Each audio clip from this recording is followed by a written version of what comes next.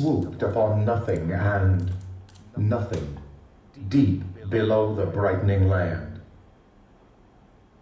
Thus ended, in thunder, the age of dreams, and began the age of might, when Istar, kingdom of light and truth, arose in the east, where minarets of white and gold spired to the sun and to the sun's glory, announcing the passing of evil, and Istar, who mothered and cradled the long summers of good, shone like a meteor in the white skies of the just. Yet in the fullness of sunlight, the king-priest of Istar saw shadows. At night, he saw the trees as things with daggers, the streams, blackened and in the Puma, ablaze in 1,000 moons, banished the Queen of Darkness, banished the swarm of her shrieking hosts, back to the senseless kingdom of death, where their curses swooped upon nothing and nothing, deep below the brightening land.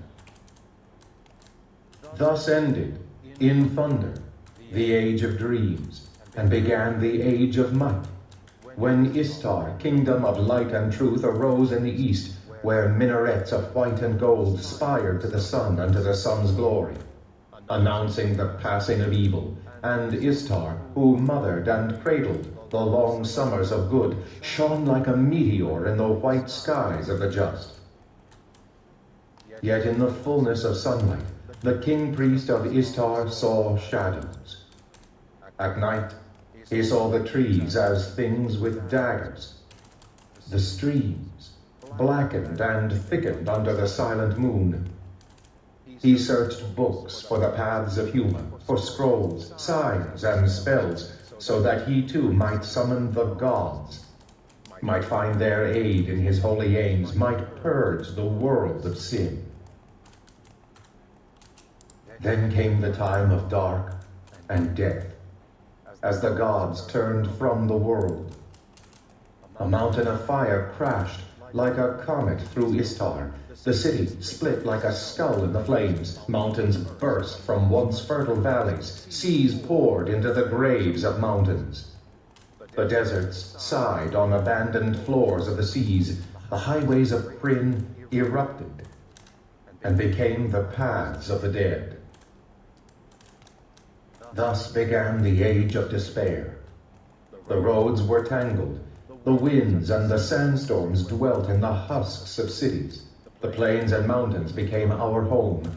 As the old gods lost their power, we called to the blank sky, into the cold, dividing gray, to the ears of new gods. The sky is calm, silent, unmoving. We have yet to hear their answer. The old man. Tika Whalen straightened her back with a sigh, flexing her shoulders to ease her cramped muscles. She tossed the soapy bar rag into the water pail and glanced around the empty room. It was getting harder to keep up the old inn. There was a lot of love rubbed into the warm finish of the wood, but even love and tallow couldn't hide the cracks and splits in the well-used tables, or prevent a customer from sitting on an occasional splinter. I'll fix the audio The real inn quick. of the last home was not fancy, not like some she'd heard about in Haven. It was comfortable. The living tree in which it was built wrapped its ancient arms around it lovingly, while the walls and fixtures were crafted That should be around the much boughs better. of the tree with such care as to make it impossible to tell where nature's work left off and man's began. The bar seemed to ebb and flow like a polished wave around the living wood that supported. The stained glass in the window panes cast welcoming flashes of vibrant color across the room. Shadows were dwindling as noon approached. The inn of the last home would soon be open for business. Tika looked around and smiled in satisfaction. The tables were clean and polished. All she had left to do was sweep the floor. She began to shove aside the heavy wood benches as, Otik emerged from the kitchen, enveloped in fragrant steam. Should be another brisk day, for both the weather and business, he said, who mothered and cradled the long summers of good, shone like a meteor in the white skies of the just. Yet in the fullness of sunlight, the king priest of Istar saw shadows. At night, he saw the trees as things with daggers. The streams, blackened and thickened under the silent moon. He searched books for the paths of humor, for scrolls, signs, and spells, so that he too might summon the gods, might find their aid in his holy aims, might purge the world of sin. Then came the time of dark and death, as the gods turned from the world. A mountain of fire crashed like a comet through Istar. The city split like a skull in the flames. Mountains burst from once fertile valleys. Seas poured into the graves of mountains. The deserts sighed on abandoned floors of the seas. The highways of Krynn erupted and became the paths of the dead. Thus began the Age of Despair. The roads were tangled. The winds and the sandstorms dwelt in the husks of cities. The plains and mountains became our home. As the old gods lost their power, we called to the blank sky, into the cold, dividing gray, to the ears of new gods. The sky is calm, silent, unmoving. We have yet to hear their answer. The old man. Tika Whalen straightened her back with a sigh, flexing her shoulders to ease her cramped muscles. She tossed the soapy bar rag into the water pail and glanced around the empty room. It was getting harder to keep up the old inn. There was a lot of love rubbed into the warm finish of the wood, but even love and tallow couldn't hide the cracks and splits in the well-used tables, or prevent a customer from sitting on an occasional splinter. The inn of the last home was not fancy, not like some she'd heard about in Haven. It was comfortable. The living tree in which it was built wrapped its ancient arms around it lovingly, while the walls and fixtures were crafted around the boughs of the tree with such care as to make it impossible to tell where nature's work left off and man's began. The bar seemed to ebb and flow like a polished wave around the living wood that supported it. The stained glass in the window panes cast welcoming flashes of vibrant color across the room. Shadows were dwindling as noon approached. The inn of the last home would soon be open for business. Tika looked around and smiled in satisfaction. The tables were clean and polished. All she had left to do was sweep the floor. She began to shove aside the heavy wood benches as Otik emerged from the kitchen, enveloped in fragrant steam. Should be another brisk day, for both the weather and business, he said, squeezing his stout body behind the bar. He began to set out mugs, whistling cheerful. Oh, damage and XP prey, not bad. And the weather warmer, said Tika, tugging at a bench.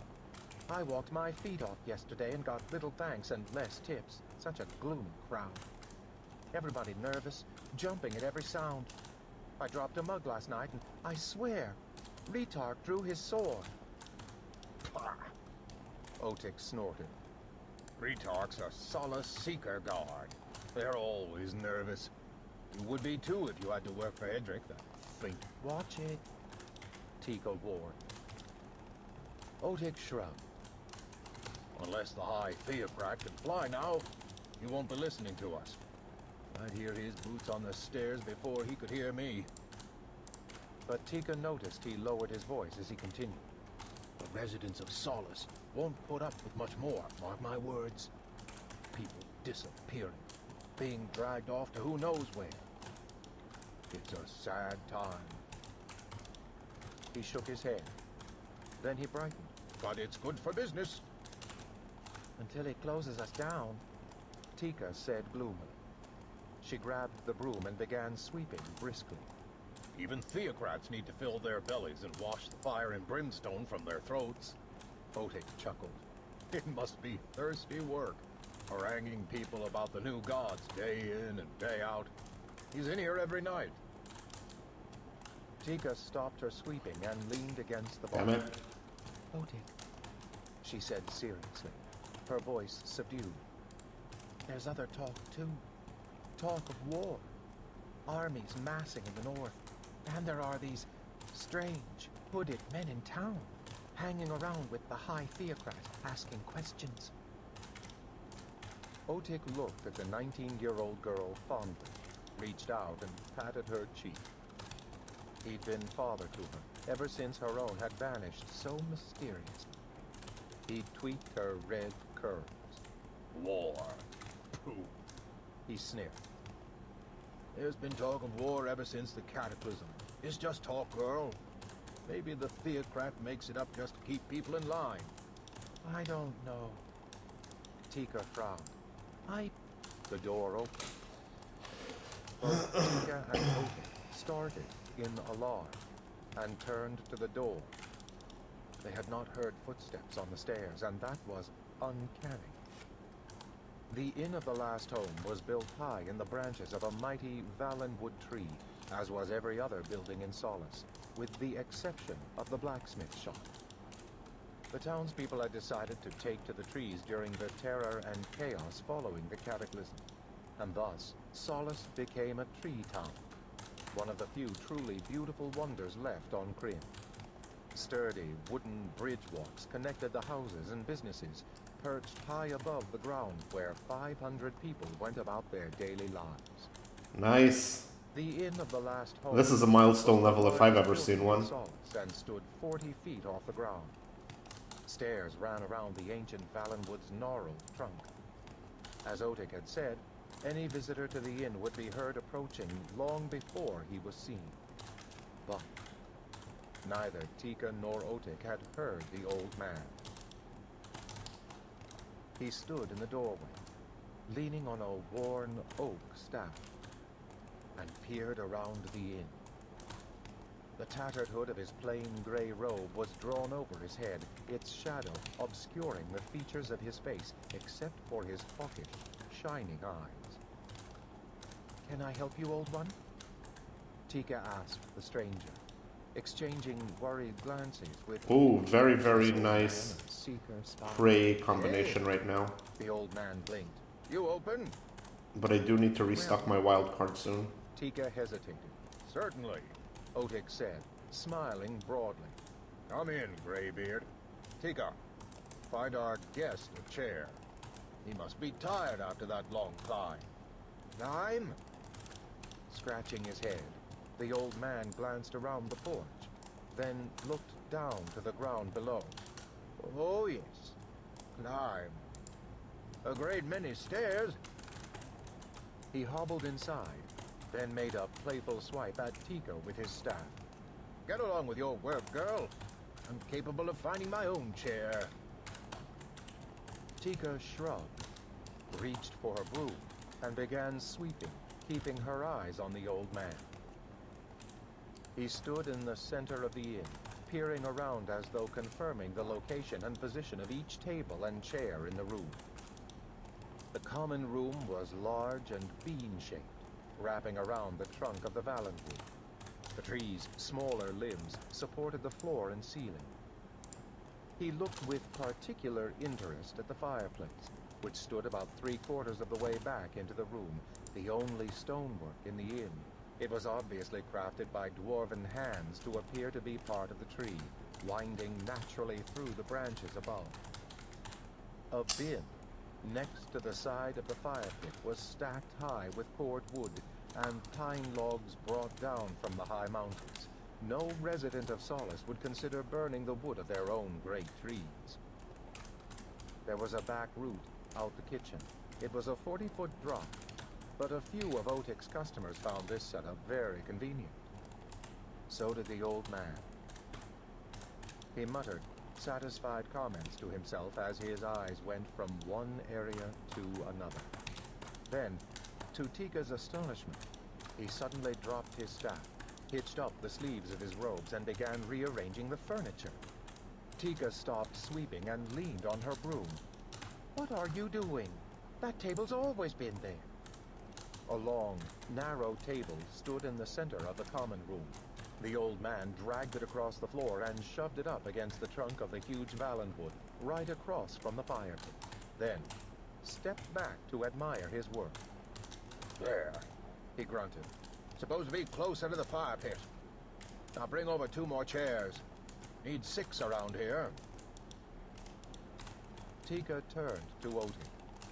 He seemed about to protest, but at that moment, there was a flaring light from the kitchen. A scream from the cook indicated that the grease had caught fire again. Otik hurried toward the swinging kitchen doors. He's harmless. He puffed as he passed Tika.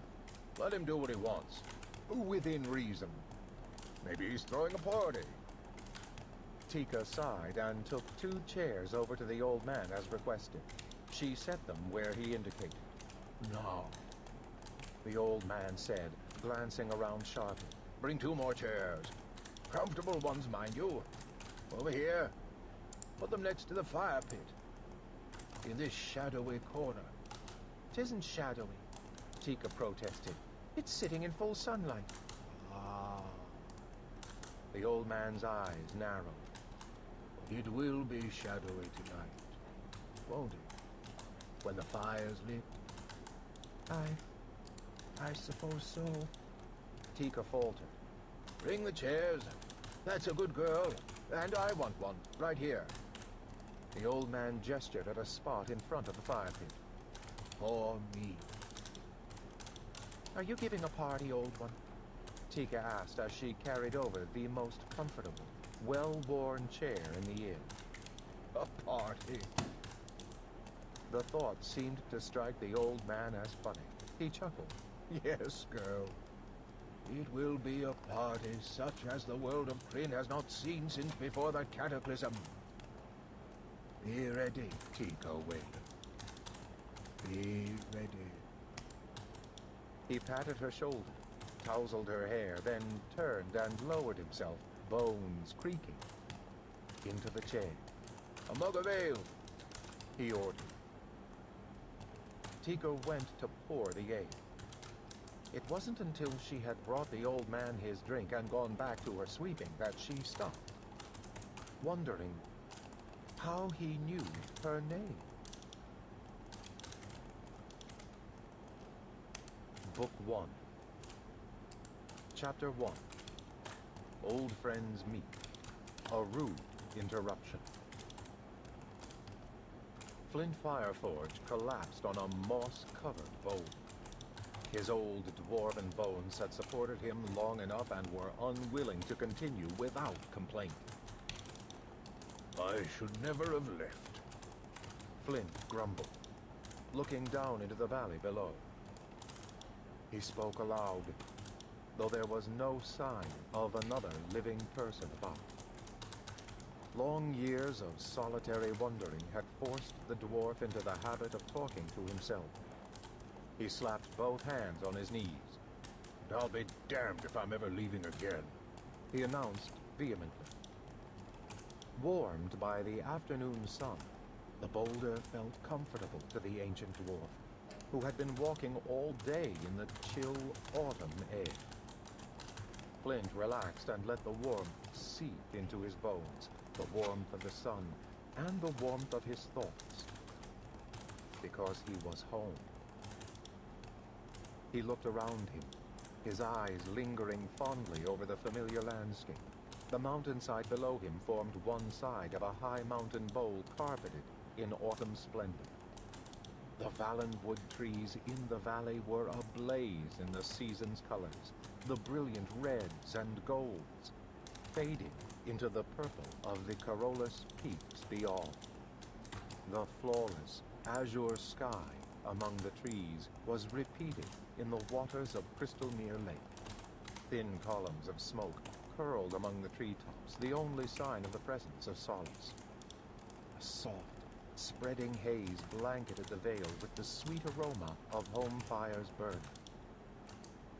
As Flint sat and rested, he pulled a block of wood and a gleaming dagger from his pack, his hands moving without conscious thought. Since time uncounted, his people had always had the need to shape the shapeless to their liking. He himself had been a metalsmith of some renown before his retirement some years earlier. He put the knife to the wood, then his attention caught. Flint's hands remained idle as he watched the smoke drift up from the hidden chimneys below. My own home fire's gone out, Flint said softly. He shook himself, angry at feeling sentimental, and began slicing at the wood with a vengeance. He grumbled loudly. My house has been sitting empty. Roof probably leaked. Ruined the furniture. Stupid waste. Silliest thing I ever did. After 148 years, I ought to have learned. You'll never learn, dwarf. A distant voice answered him. Not if you live to be 248. Dropping the wood, the dwarf's hand moved with calm assurance from the dagger to the I need to actually peek into this room to make sure there's no echo raids and to pull some monsters out that may actually need to respawn. But he couldn't place it.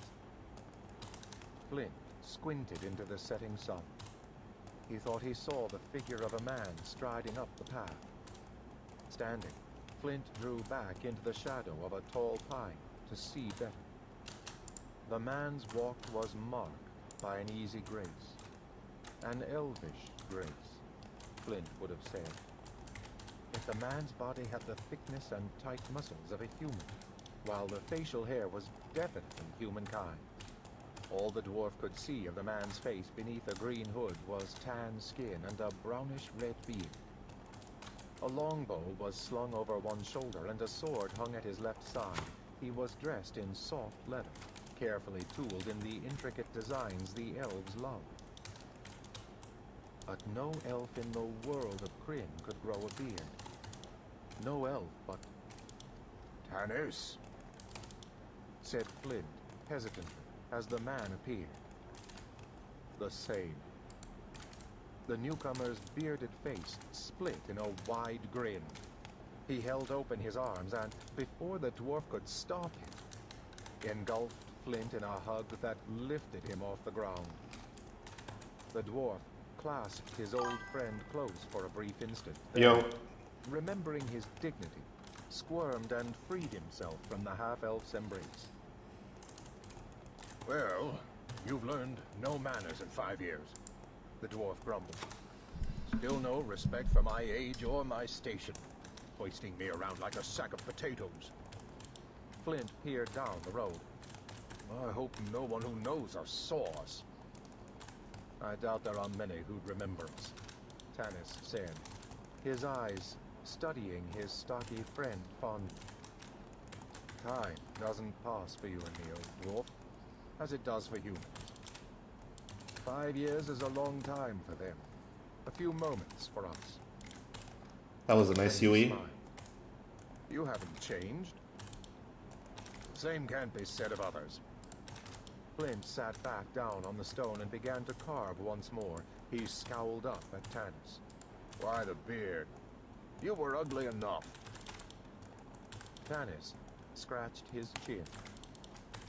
I have been in lands that were not friendly to those of elven blood. The beard, a gift from my human father, he said with bitter irony, did much to hide my heritage. Flint grunted. He knew that wasn't the complete truth. Although the half-elf abhorred killing, Tanis would not be one to hide from a fight behind a beard. Wood chips flew. I've been in lands that were not friendly to anyone of any kind of blood. Flint turned the wood in his hand, examining. But we're home now. All that's behind us. Not from what I've heard. Tanis said, drawing his hood up over his face again to keep the sun out of his eyes. The High Seekers in Haven have appointed a man named Hendrik to govern as High Theocrat in Solace. And he's turned the town into a hotbed of fanaticism with his new religion. Tanis and the dwarf both turned and looked down into the quiet valley. Lights began to wink on, making the homes in the trees visible among the Valancourt. Actually, I need to move The this night one air here. was still and calm and sweet, tinged with the smell of wood smoke from the home fires. Now and again they could hear the faint sound of a mother calling her children to dinner. I've heard of no evil in Solace, Flint said quietly. Religious persecution, inquisitions. Tanis's voice sounded ominous coming from the depths of his hood. It was deeper, more somber than Flint remembered. The dwarf frowned. His friend had changed in 5 years, and elves never change. But then Tanis was only half-elven, a child of violence, his mother having been raped by a human warrior during one of the many wars that had divided the different races of Kryn in the chaotic years following the Cataclysm. Inquisitions. That's only for those who defy the new High Theocrat, according to rumor. Flint snorted. I don't believe in the Seeker gods. If it did. But I don't parade my beliefs in the street. Keep quiet, and they'll let you alone. That's my motto. The High Seekers in Haven are still wise and virtuous men. It's just this one rotten apple in Solace that's spoiling the whole barrel. By the way, did you find what you sought?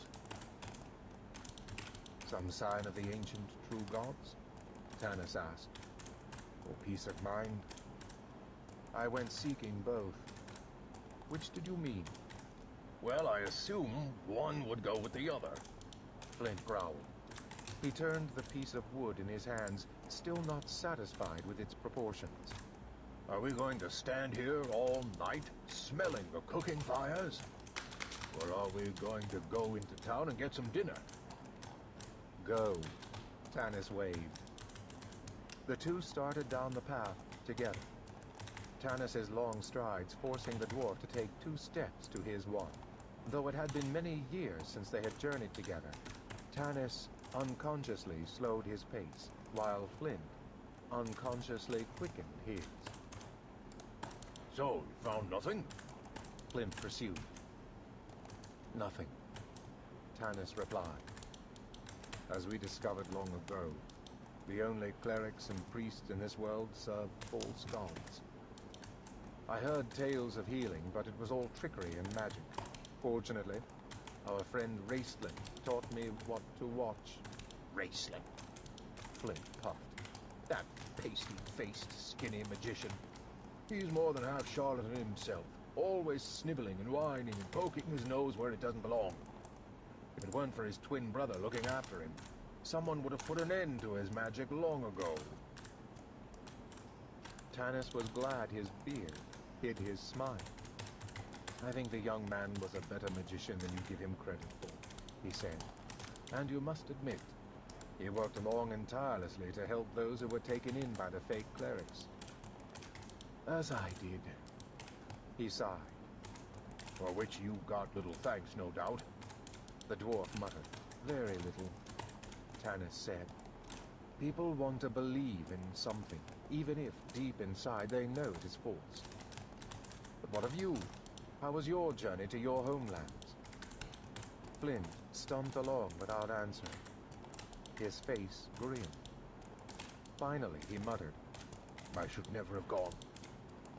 He glanced up at Tanis, his eyes barely visible through the thick, overhanging white eyebrows, informing the half-elf that this turn of the conversation was not welcome.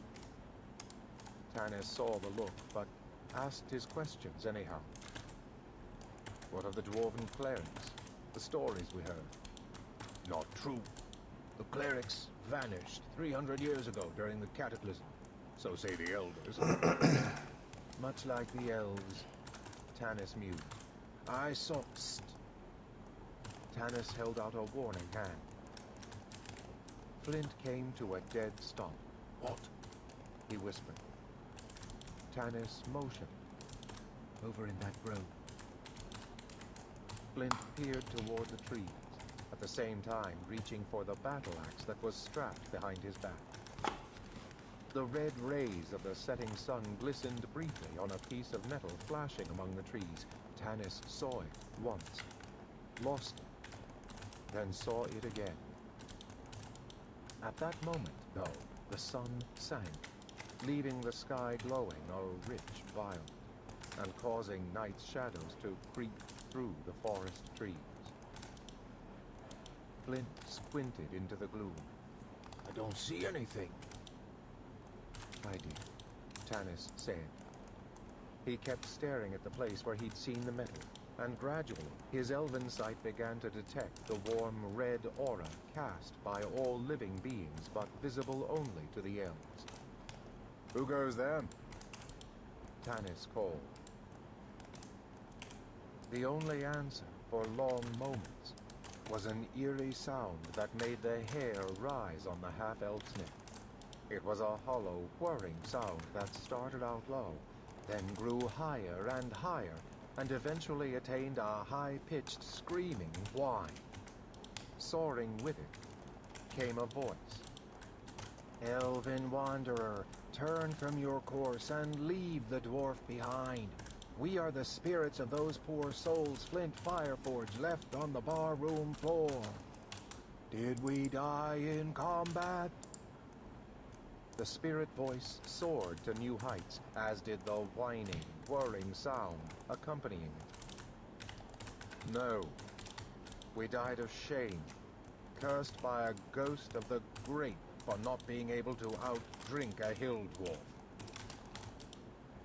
Flint's beard was quivering with rage, and Tanis, bursting out laughing, was forced to grab the angry dwarf's shoulder to keep him from charging headlong into the brush. Damn the eyes of the elves! The spectral voice turned merry. And damn the beards of the dwarves! Wouldn't you know it? Flint groaned. Hasselhoff Burfoot. There was a faint rustle in the underbrush. Then a small figure stood on the path. It was a Kender, one of a race of people considered by many on Krynn to be as much a nuisance as mosquitoes. Small-boned, the Kender rarely grew over 4 feet tall.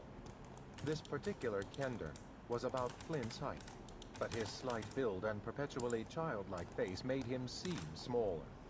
He wore bright blue leggings that stood out in sharp contrast to his furred vest and plain, homespun tunic. His brown eyes glinted with mischief and fun. His smile seemed to reach the tips of his pointed ears. He dipped his head in a mock bow, allowing for a long tassel of brown hair, his pride and joy, to flip forward over his nose. Then he straightened up, laughing. The metallic gleam Tanis's quick eyes had spotted came from the buckle on one of the numerous packs strapped around his shoulders and waist. Tas grinned up at them, leaning on his hoopak staff. It was this staff that had created the eerie noise. Tanis should have recognized it at once, having seen the Kender scare off many would-be attackers by whirling his staff in the air, producing that screaming whine. A Kender invention. The hoopak's bottom end was copper-clad and sharply pointed. The top end was forked and held a leather sling. The staff itself was made out of a single piece of supple willow wood, although scorned by every other race on Krynn. The hoopak was more than a useful tool or weapon to a Kender. It was his symbol. New roads demand a hoopak, was a popular saying among Kenderkind. It was always followed immediately by another of their sayings. No road is ever old. Tasselhoff suddenly ran forward, his arms wide open. Flint! The Kender threw his arms around the dwarf and hugged him. Flint, embarrassed, returned the embrace reluctantly, then quickly stepped back. Tasselhoff grinned, then looked up at the half-elf. Who's this? He gasped. Tanis! I didn't recognize you with a beard. He held out his short arms. Oh, god damn it, I don't want to be stuck in Said here. Tanis, grinning. He waved the kender away. I want to keep my money pouch. With a sudden look of alarm, Flint felt under his tunic. You rascal! He roared and leaped at the kender, who was doubled over, laughing. The two went down in the dust. Tanis, chuckling, started to pull Flint off the kender. Then he stopped and turned in alarm. Too late, he heard the silvery jingle of harness and bridle, and the whinny of a horse. The half-elf put his hand on the hilt of his sword, but he had already lost any advantage he might have gained through alertness. Swearing under his breath, Tanis could do nothing but stand and stare at the figure emerging from the shadows. It was seated on a small, furry-legged pony that walked with its head down, as if it were ashamed of its rider. Gray, mottled skin sagged into folds about the rider's face.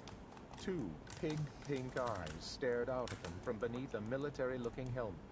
Its fat, flabby body leaked out between pieces of flashy, pretentious armor. A peculiar odor hit Tanis, and he wrinkled his nose in disgust. Hobgoblin! His brain registered. He loosened his sword and kicked at Flint, but at that moment the dwarf gave a tremendous sneeze and sat up on the kender. Horse! Said Flint, sneezing again. Behind you! Tanis replied quietly. Flint, hearing the warning note in his friend's voice, scrambled to his feet. Tasselhoff quickly did the same. The hobgoblin sat astride the pony, watching them with a sneering, supercilious look on his flat face. His pink eyes reflected the last lingering traces of sunlight. You see, boys, the hobgoblin stated, speaking the common tongue with a thick accent. What fools we are dealing with here in Solace. There was gritty laughter from the trees behind the hobgoblin. 5 goblin guards, dressed in prude uniforms, came out on foot. They took up positions on either side of their leader's horse. Now! The hobgoblin leaned over his saddle. Tanis watched with a kind of horrible fascination as the creature's huge belly completely engulfed the pommel. I am Viewmaster Turda, leader of the forces that are keeping Solace protected from undesirable elements. You have no right to be walking in the city limits after dark. You are under arrest. Viewmaster Turda leaned down to speak to a goblin near him. Bring me the blue crystal staff, if you find it on them, he said in the croaking goblin tongue. Tanis, Flint, and Tasselhoff all looked at each other, questioning. Each of them could speak some goblin, Tas better than the others. Had they heard right? A blue crystal staff.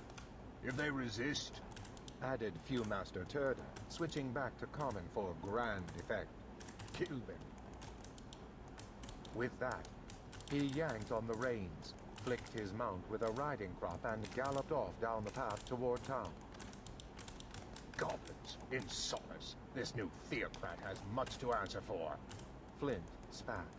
Reaching up, he swung his battle axe from its holder on his back and planted his feet firmly on the path, rocking back and forth until he felt himself balanced. Very well, he announced. Come on.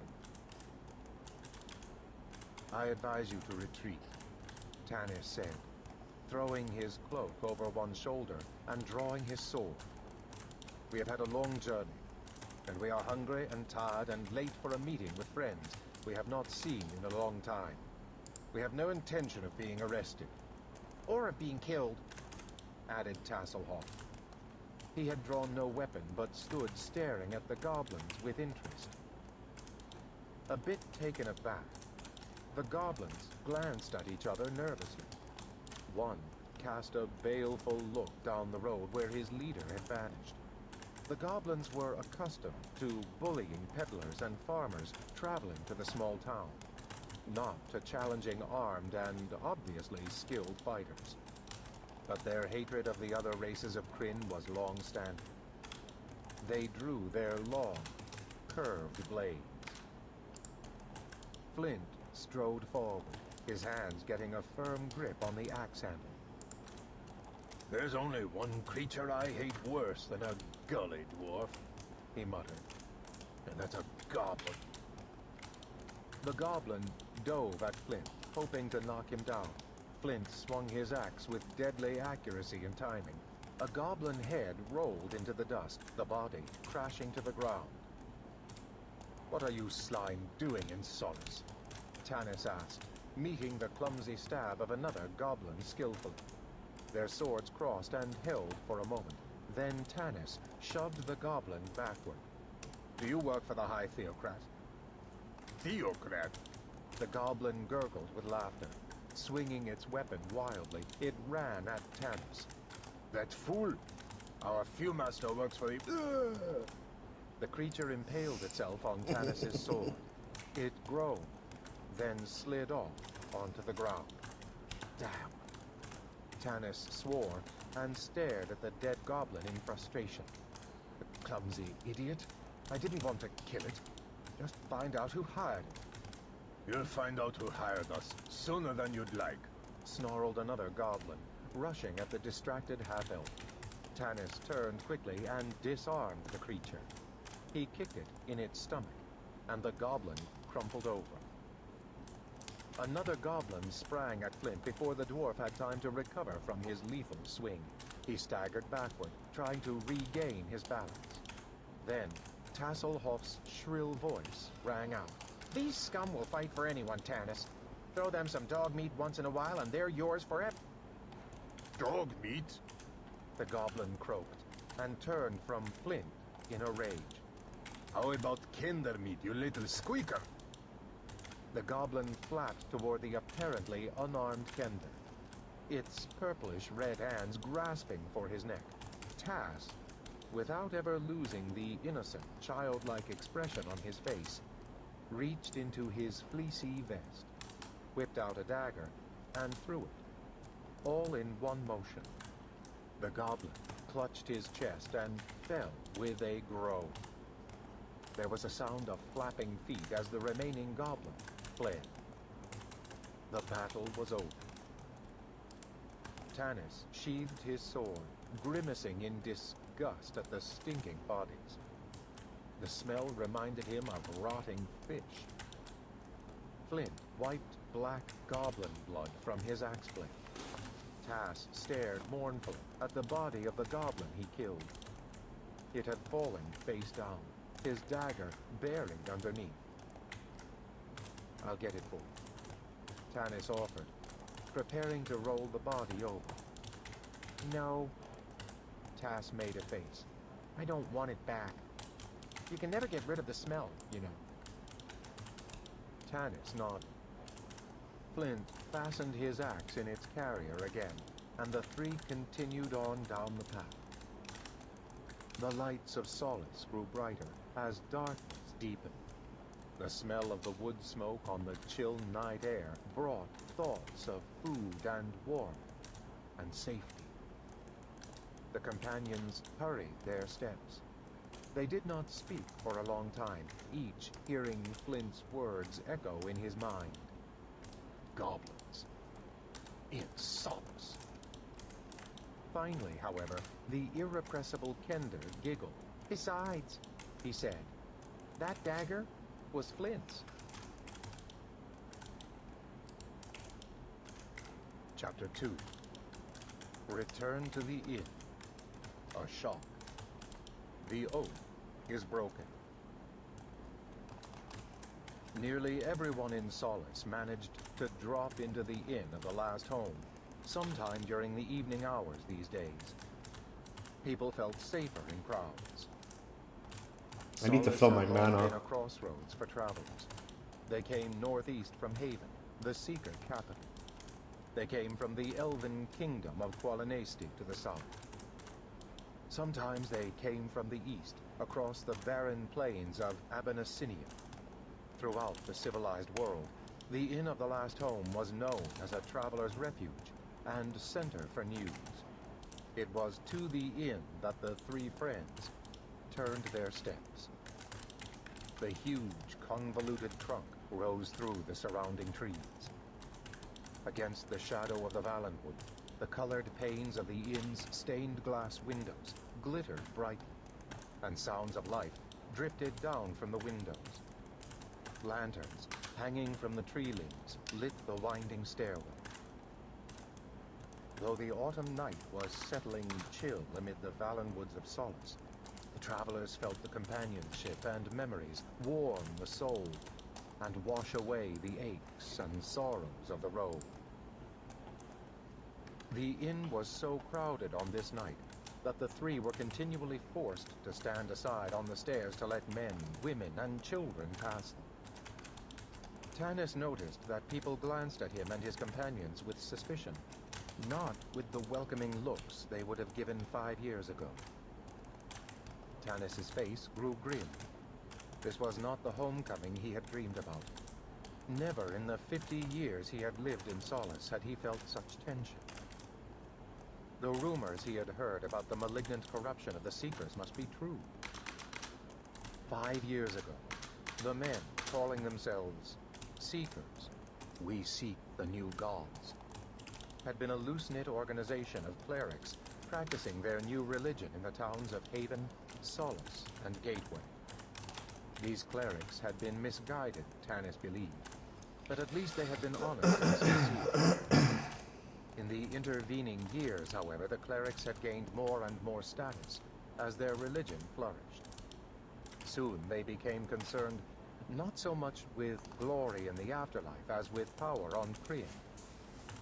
They took over the governing of the towns with the people's blessing. A touch on Tanis's arm interrupted his thoughts. He turned and saw Flint silently First echo raid for today. Looking down, Tanis saw guards marching past, walking in Nice. parties of 4, armed to the teeth. They strutted with an air of self-importance. At least they're human. Not Now I would probably be better off skipping these The 4 goblin sneered if I was behind just his interested in XP, but I really need the dust.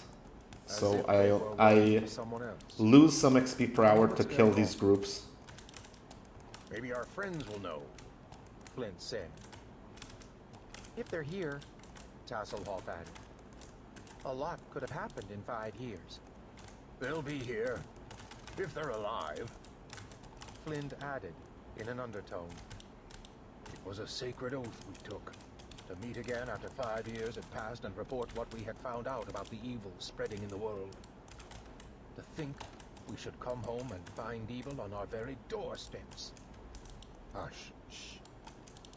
Several passers-by looked so alarmed at the dwarf's words that Tanis shook his head. Better not talk about it here, the half-elf advised. Reaching the top of the stairs, Tas flung the door open wide. A wave of light, noise, heat, and the familiar smell of Otik's spicy potatoes hit them full in the face. It engulfed them and washed over them soothingly. Otik, standing behind the bar as they always remembered him, hadn't changed, except maybe to grow stouter. The inn didn't appear to have changed either, except to grow more comfortable. Tasselhoff, his quick, kender eyes sweeping the crowd, gave a yell and pointed across the room. Something else hadn't changed either. The firelight gleaming on a brightly polished, winged dragon helm. Who is it? Asked Flint, straining to see. Karaman, Tanis replied. Then Raceland will be here too. Flint said, without a great deal of warmth in his voice. Tasselhoff was already sliding through the muttering knots of people, his small, lithe body barely noticed by those he passed. Tanis hoped fervently the Kender wasn't acquiring any objects from the inn's customers. Not that he stole things. Tasselhoff would have been deeply hurt if anyone had accused him of theft. But the Kender had an insatiable curiosity, and various interesting items belonging to other people had a way of falling into Tass's possession. The last thing Tanis wanted tonight was trouble. He made a mental note to have a private word with the Kender. The half-elf and the dwarf made their way through the crowd with less ease than their little friend. Nearly every chair was taken, every table filled. Those who could not find room to sit down were standing, talking in low voices. People looked at Tanis and Flint darkly, suspiciously, or curiously. No one greeted Flint, although there were several who had been long-standing customers of the dwarven metalsmith. The people of Solace had their own problems, and it was apparent that Tanis and Flint were now considered outsiders. A roar sounded from across the room, from the table where the dragon helm lay reflecting light from the fire.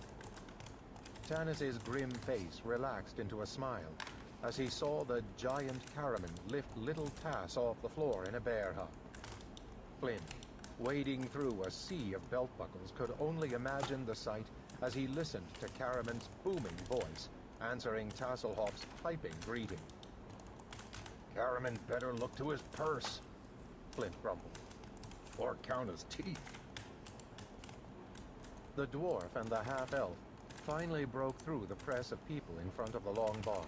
The table where Caraman sat was shoved back against the tree trunk. In fact, it was sitting in an odd position. Tanis wondered why Otik had moved it, when everything else remained exactly the same. But the thought was crushed out of him, for it was his turn to receive the big warrior's affectionate greeting. Tanis hastily removed the longbow and quiver of arrows from his back before Caraman hugged them into kindling. My friend. Caraman's eyes were wet. He seemed about to say more, but was overcome by emotion. Tanis was also momentarily unable to talk, but this was because he'd had his breath squeezed out of him by Caraman's muscular arms. "Where's Raistlin?" he asked when he could talk. The twins were never far apart. There. Caraman nodded toward the end of the table. Then he frowned. He's changed. The warrior warned Tanis. The half-elf looked into a corner formed by an irregularity of the Valenwood tree. The corner was shrouded in shadow, and for a moment, he couldn't see anything after the glare of the firelight. Then he saw a slight figure sitting, huddled in red robes, even in the heat of the nearby fire. The figure had a hood cast over its face. Tanis felt a sudden reluctance to speak to the young mage alone. But Tasselhoff had flitted away to find the barmaid, and Flint was being lifted off his feet by Caraman. Tanis moved to the end of the table. "Raistlin," he said, feeling a strange sense. One of the problems with the spawn is needing to go up and down floors and thus missing The a man whispered as he slowly missing an attack turn because of the 2-second cooldown that you have when you go to a different The floor. half-elf sucked in his So you breath kind of and need to back. time when you change floors to be right after an attack. The face that turned toward him from the shadows was a face out of a nightmare. Changed, Caraman had said. Tanis shuddered. Changed wasn't the word. The mage's white skin had turned a golden color. It glistened in the firelight with a faintly metallic quality, looking like a gruesome mask. The flesh had melted from the face, leaving the cheekbones outlined in dreadful shadows. The lips were pulled tight in a dark, straight line. But it was the man's eyes that arrested Tanis and held him pinned in their terrible gaze, for the eyes were no longer the eyes of any living human Tanis had ever seen. The black pupils were now the shape of hourglasses. The pale blue irises Tanis remembered now glittered gold. I see my appearance startles you. Raistlin whispered. There was a faint suggestion of a smile on his thin lips. Sitting down across from the young man, Tanis swallowed. In the name of the true gods, Raistlin. Flynn plopped into a seat next to Tanis. I've been hoisted into the air more times today than Reorcs. Flynn's eyes widened. What evil's at work here? Are you cursed? The dwarf gasped, staring at Raistlin. Caraman took a seat next to his brother. He picked up his mug of ale and glanced at Raistlin. Will you tell them, Raist? He said in a low voice. Yes. Raistlin said, drawing the word out into a hiss that made Tanis shiver. The young man spoke in a soft, wheezing voice, barely above a whisper, as if it were all he could do to force the words out of his body. His long, nervous hands, which were the same golden color as his face, toyed absently with uneaten food on a plate before him. Do you remember when we parted 5 years ago? Raistlin began. My brother and I planned a journey so secret, I could not even tell you, my dear friend, where we were going. There was a faint note of sarcasm in the gentle voice. Tanis bit his lip. Raistlin had never in his entire life had any dear friends. I had been selected by Parsain, the head of my order, to take the test. Raistlin continued. The test? Tanis repeated, stunned. But you were too young. What, 20? The test is given only to mages who have studied years and years. You can't imagine my pride, Raistlin said coldly, irritated at the interruption.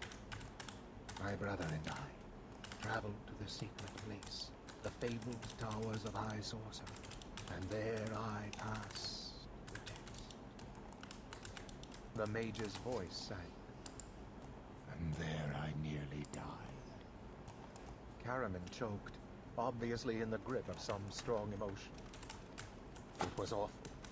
The big man began, his voice shaking. I found him in that horrible place, blood flowing from his mouth, dying. I picked him up and... Enough, brother. Raistlin's soft voice flicked like a whip. Caraman flinched. Tanis saw the young mage's golden eyes narrow, the thin hands clench. Caraman fell silent and gulped down his ale, glancing nervously at his brother. There was clearly a new strain, a tension between the twins. Raistlin drew a deep breath and continued.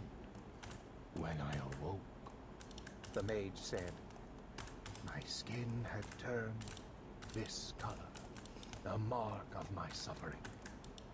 My body and my health are irretrievably shattered. And my eyes, I see through hourglass pupils, and therefore I see time as it affects all things. Even as I look at you now, Tanis, the mage whispered, I see you lying, slowly, by inches. And so I see every living thing. Raistlin's thin, claw-like hand gripped Tanis's arm. The half-elf shivered at the cold touch and started to pull away, but the golden eyes and the cold hand held him fast.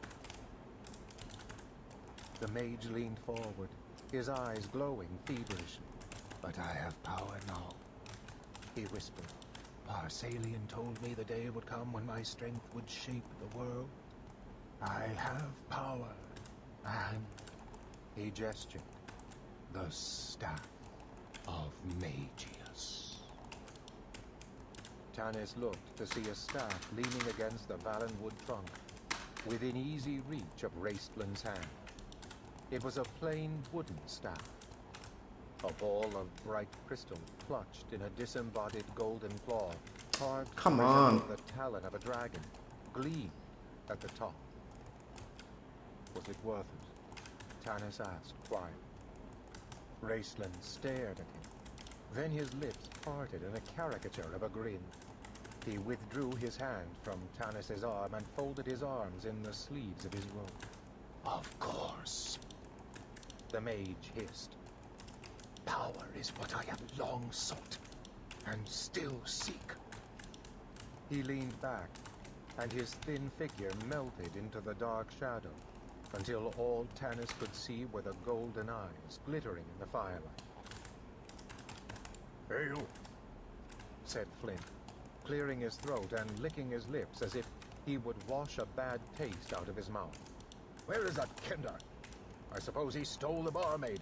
"Here we are," cried Tass's cheerful voice. A tall, young, red-haired girl loomed behind him, carrying a tray of mugs. Caraman grinned.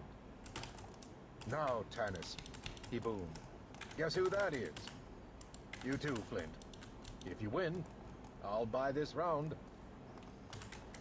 Glad to take his mind off Raistland's dark tale, Tanis stared at the laughing girl. Red hair curled around her face, her green eyes danced with fun. Freckles were lightly smattered across her nose and cheeks. Tanis seemed to remember the eyes, but beyond that, he was blind. "I give up," he said. But then to elves, humans seem to change so rapidly that we lose track. "I am 102, yet seem no more than 30 to you, and to me those 100 years seem as 30. This young woman must have been a child when we left." "I was 14. The girl laughed and set the tray down on the table. "And Caraman used to say I was so ugly my father would have to pay someone to marry me." "Tika!" Flint slammed his fist on the table. "You're buying, you great oaf!" He pointed at Caraman. "No fair," the giant laughed. "She gave you a clue." "Well, the years have proved him wrong," Tanis said, smiling. "I've traveled many roads. You're one of the prettiest girls I've seen on Kryn." Tika blushed with pleasure. Come on. Then her Oh face my darkened. fucking god. "By the way, Tanis," she reached in her pocket and drew forth a cylindrical object. "This arrived for you today, under strange circumstances." Tanis frowned and reached for the object. It was a small scroll case made of black, highly polished wood. He slowly removed a thin piece of parchment and unrolled it. His heart thudded painfully at the sight of the bold, black handwriting. "It's from Kitiara," he said finally, knowing his voice sounded strained and unnatural. "She's not coming." There was a moment's silence. "That's done it," Flint said. "The circle is broken, the oath denied. Bad luck." He shook his head. "Bad luck." Chapter 3. Night of Solamnia. The Old Man's Party. Raistland leaned forward. He and Caraman exchanged glances as thoughts passed wordlessly between them. It was a rare moment, for only great personal difficulty or danger ever made the twins' close kinship apparent. Kitiara was their older half-sister. Kitiara would not break her oath, unless another, stronger oath bound her. Raistland spoke their thoughts aloud. "What does she say?" Caraman asked. Tanis hesitated, then licked his dry lips. Her duties with her new lord keep her busy. She sends her regrets and best wishes to all of us. And her love. Tanis felt his throat constrict. He coughed. Her love to her brothers and to... He paused, then rolled up the parchment, that's all. Love to who? Tasselhoff asked brightly. Ouch! He glared at Flint, who had trod upon his foot. The Kender saw Tanis flush. Oh, he said, feeling stupid. Do you know who she means? Tanis asked the brothers. What new lord does she talk about? Who knows with Gitiana? Raistlin shrugged his thin shoulders. The last time we saw her was here, in the inn, 5 years ago. She was going north with Sturm. We have not heard from her since. As for the new lord, I'd say we now know why she broke her oath to us. She has sworn allegiance to another. She is, after all, a mercenary. Yes, Tanis admitted. He slipped the scroll back into its case and looked up at Kiki. You say this arrived under strange circumstances? Tell me. A man brought it in late this morning. At least I think it was a man. Tika shivered. He was wrapped head to foot in clothing of every description. I couldn't even see his face. His voice was hissing-like, and he spoke with a strange accent. Delivered this to one Tanis half-elven, he said. I told him you weren't here, and hadn't been here for several years. He will be, the man said. Then he left. Tika shrugged. That's all I can tell you. The old man over there saw him. She gestured to an old man, sitting on a chair before the fire. You might ask him if he noticed anything else. Tanis turned to look at an old man who was telling stories to a dreamy-eyed child, staring into the flames. Flint touched his arm. Here comes one who can tell you more, the dwarf said. Sturm.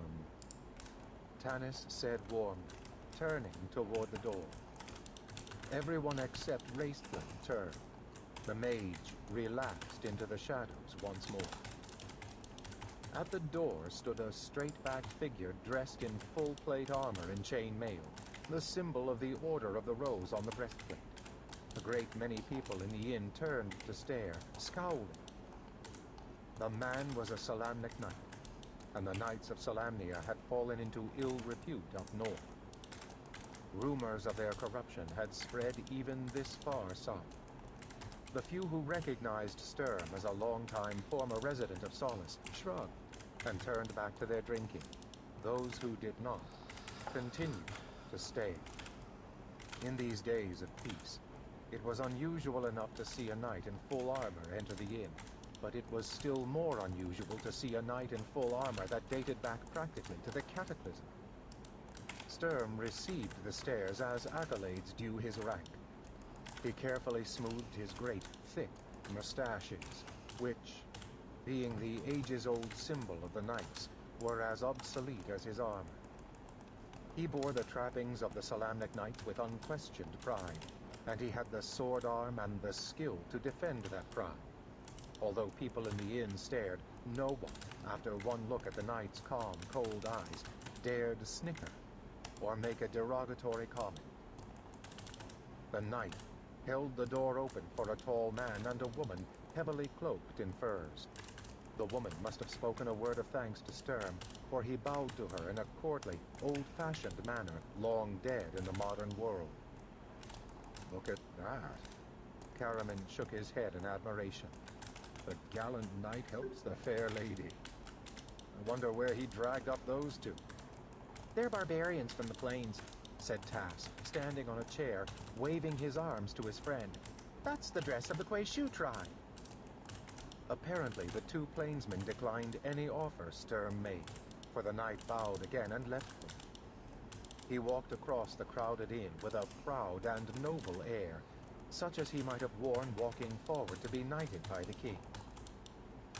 Tanis rose to his feet. Sturm came to him first and threw his arms around his friend. Tanis gripped him tightly, feeling the knight's strong, sinewy arms clasp him in affection. Then the two stood back to look at each other for a brief moment. Sturm hasn't changed, Tanis thought, except that there are more lines around the sad eyes, more gray in the brown hair. The cloak is a little more frayed. There are a few more dents in the ancient armor, but the knight's flowing moustaches, his pride and joy, were as long and sweeping as ever. His shield was polished just as bright. His brown eyes were just as warm when he saw his friends. "And you have a beard," Sturm said with amusement. Then the knight turned to greet Caraman and Flint. Tasselhoff dashed after more ale, Tika having been called away to serve others in the growing crowd. Greetings, knight, whispered Raceland from the corner. Sturm's face grew solemn as he turned to greet the other twin. "Raceland," he said. The mage drew back his hood, letting the light fall on his face. Sturm was too well bred to let his astonishment show beyond a slight exclamation, but his eyes widened. Tanis realized the young mage was getting a cynical pleasure out of seeing his friend's discomfiture. "Can I get you something, Raceland?" Tanis asked. No, thank you. The mage answered, moving into the shadows once again. "He eats practically nothing," Caraman said in a worried tone. "I think he lives on air." "Some plants live on air," Tasselhoff stated, returning with Sturm's ale. "I've seen them. They hover up off the ground. Their roots suck food and water out of the atmosphere." "Really?" Caraman's eyes were wide. "I don't know who's the greater idiot," said Flint in disgust. "Well, we're all here. What news?" "All?" Sturm looked at Tanis, questioning. "Kitiara?" "Not coming," Tanis replied steadily. "We were hoping perhaps you could tell us something." "Not I." The knight frowned. "We traveled north together and parted soon after crossing the sea narrows into Old Salamnia. She was going to look up relatives of her father, she said. That was the last I saw of her." "Well, I suppose that's that." Tanis sighed. "What of your relatives, Sturm? Did you find your father?" Sturm began to talk, but Tanis only half listened to Sturm's tale of his travels in his ancestral land of Salami. Tanis's thoughts were on Kitiara. Of all his friends, she had been the one he most longed to see. After 5 years of trying to get her dark eyes and crooked smile out of his mind, he discovered that his longing for her grew daily. Wild, impetuous, hot-tempered, the Sword's woman was everything Tanis was not. She was also human, and love between human and elf always ended in tragedy. Yet Tanis could no more get Kitiara out of his heart than he could get his human half out of his blood. Wrenching his mind free of memories, he began listening to Sturm. "I heard rumors. Some say my father is dead. Some say he is alive." His face darkened. "But no one knows where he is." "Your inheritance?" Caraman asked. Sturm smiled, a melancholy smile that softened the lines in his proud face. "I wear it," he replied simply. "My armor and my weapon." Tanis looked down to see that the knight wore a splendid, if old-fashioned, two-handed sword. Caraman stood up to peer over the table. "That's a beauty," he said. "You don't make them like that these days. My sword broke in a fight with an ogre. Theros Ironfeld put a new blade on it today, but it cost me dearly." "So you're a knight now?" Sturm's smile vanished. Ignoring the question, he caressed the hilt of his sword lovingly. "According to the legend, this sword will break only if I do," he said. "It was all that was left of my father's..." Suddenly, Tas, who hadn't been listening, interrupted. "Who are those people?" the Kender asked in a shrill whisper. Tanis looked up as the two barbarians walked past their table, heading for empty chairs that sat in the shadows of a corner near the fire pit. The man was the tallest man Tanis had ever seen. Caraman, at 6 feet, would come only to this man's shoulder. But Caramin's chest was probably twice as big around, his arms 3 times as big. Although the man was bundled with the furs barbarian tribesmen living, it was obvious that he was thin for his great height. His face, though dark-skinned, had the pale cast of one who has been ill or suffered greatly. His companion, the woman Sturm had bowed to, was so muffled in her fur-trimmed cape and hood that it was difficult to tell much about her. Neither she nor her tall escort glanced at Sturm as they passed. The woman carried a plain staff trimmed with feathers in barbaric fashion. The man carried a well-worn knapsack. They sat down in the chairs, huddled in their cloaks, and talked together in low voices. I found them wandering around on the road outside of town, Sturm said. The woman appeared near exhaustion, the man just as bad. I brought them here, told them they could get food and rest for the night. They are proud people and would have refused my help, I think, but they were lost and tired. Sturm lowered his voice. Oh fuck. My leg became numb. I have to switch posture. We met some of them, asking about a stop. Tanis said grimly. He described their encounter with Viewmaster Turga.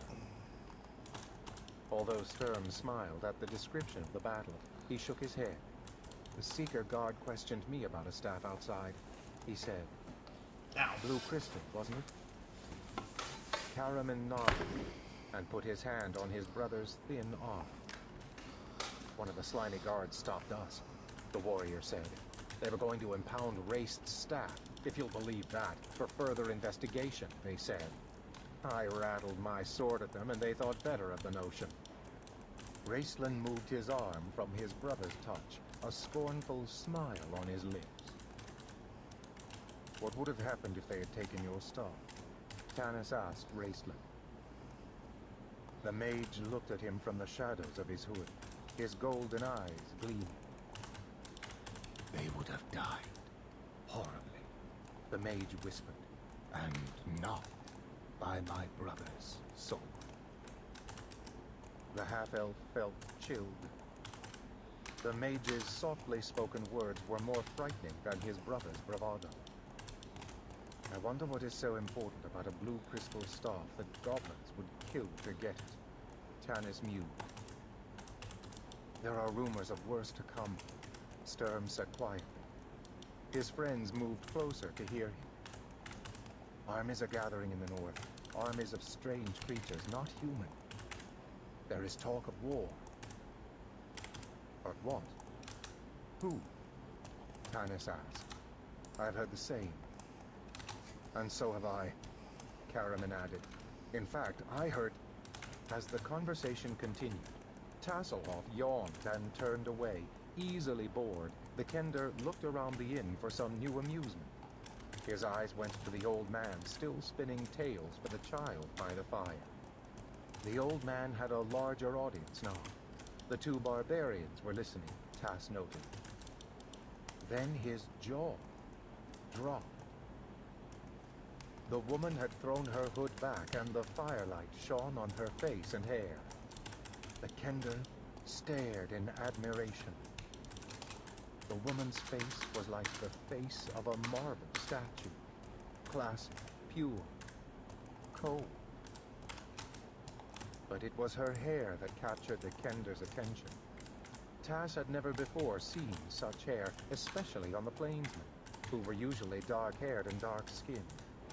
No jeweler spinning molten strands of silver and gold could have created the effect of this woman's silver-gold hair shining in the firelight.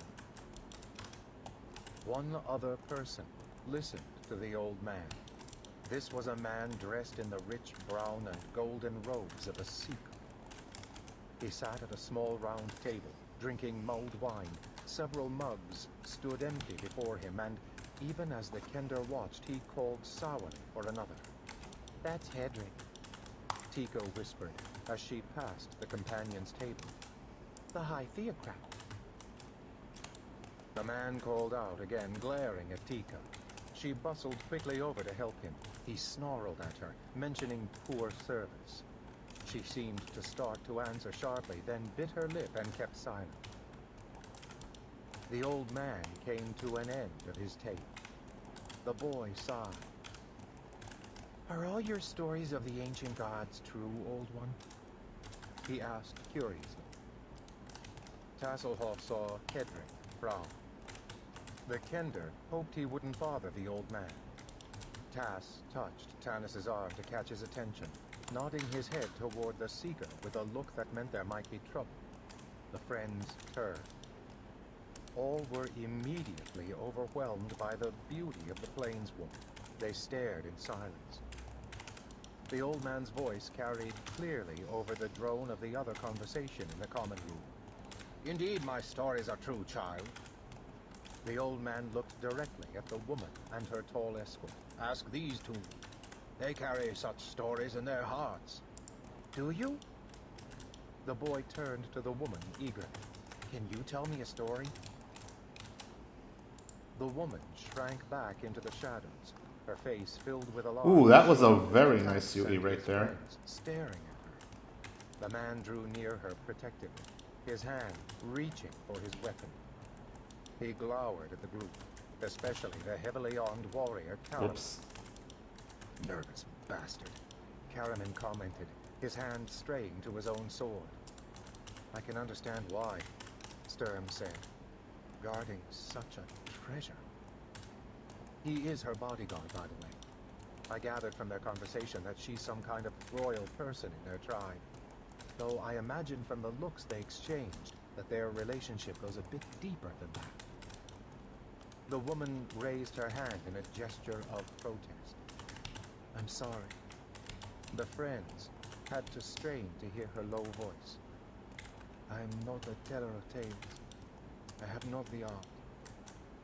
She spoke the common tongue, her accent thick. The child's eager face filled with disappointment. The old man patted him on the back, then looked directly into the woman's eyes. "You may not be a teller of tales," he said pleasantly, "but you are a singer of songs, aren't you, chieftain's daughter? Sing the child your song, Gold Moon. You know the one." From out of nowhere, apparently, a lute appeared in the Oh old my man's god. hands. He gave it to the woman, who stared at him in fear and astonishment. "How do you know me, sir?" she asked. "That is not important." The old man smiled gently. "Sing for us, chieftain's daughter." The woman took the lute with hands that trembled visibly. Her companion seemed to make a whispered protest, but she did not hear him. Her eyes were held fast by the glittering black eyes of the old man. Slowly, as if in a trance, she began to strum the lute. As the melancholy chords drifted through the common room, conversations ceased. Soon, everyone was watching her, but she did not notice. Gold Moon sang for the old man, alone. "The grasslands are endless, and summer sings on, and Gold Moon, the princess, loves a poor man's son. Her father, the chieftain, makes long roads between them. The grasslands are endless, and summer sings on. The grasslands are waving, the sky's rim is grey. The chieftain sends river wind east and away to search for strong magic at the lip of the morning.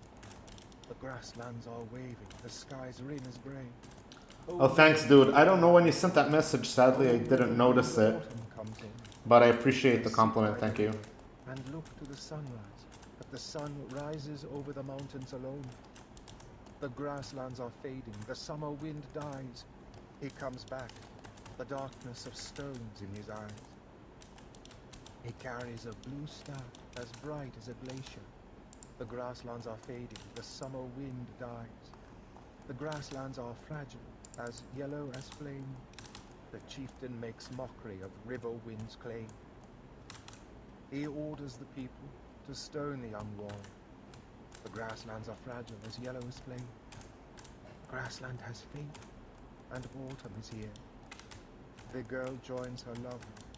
The stones whistle near.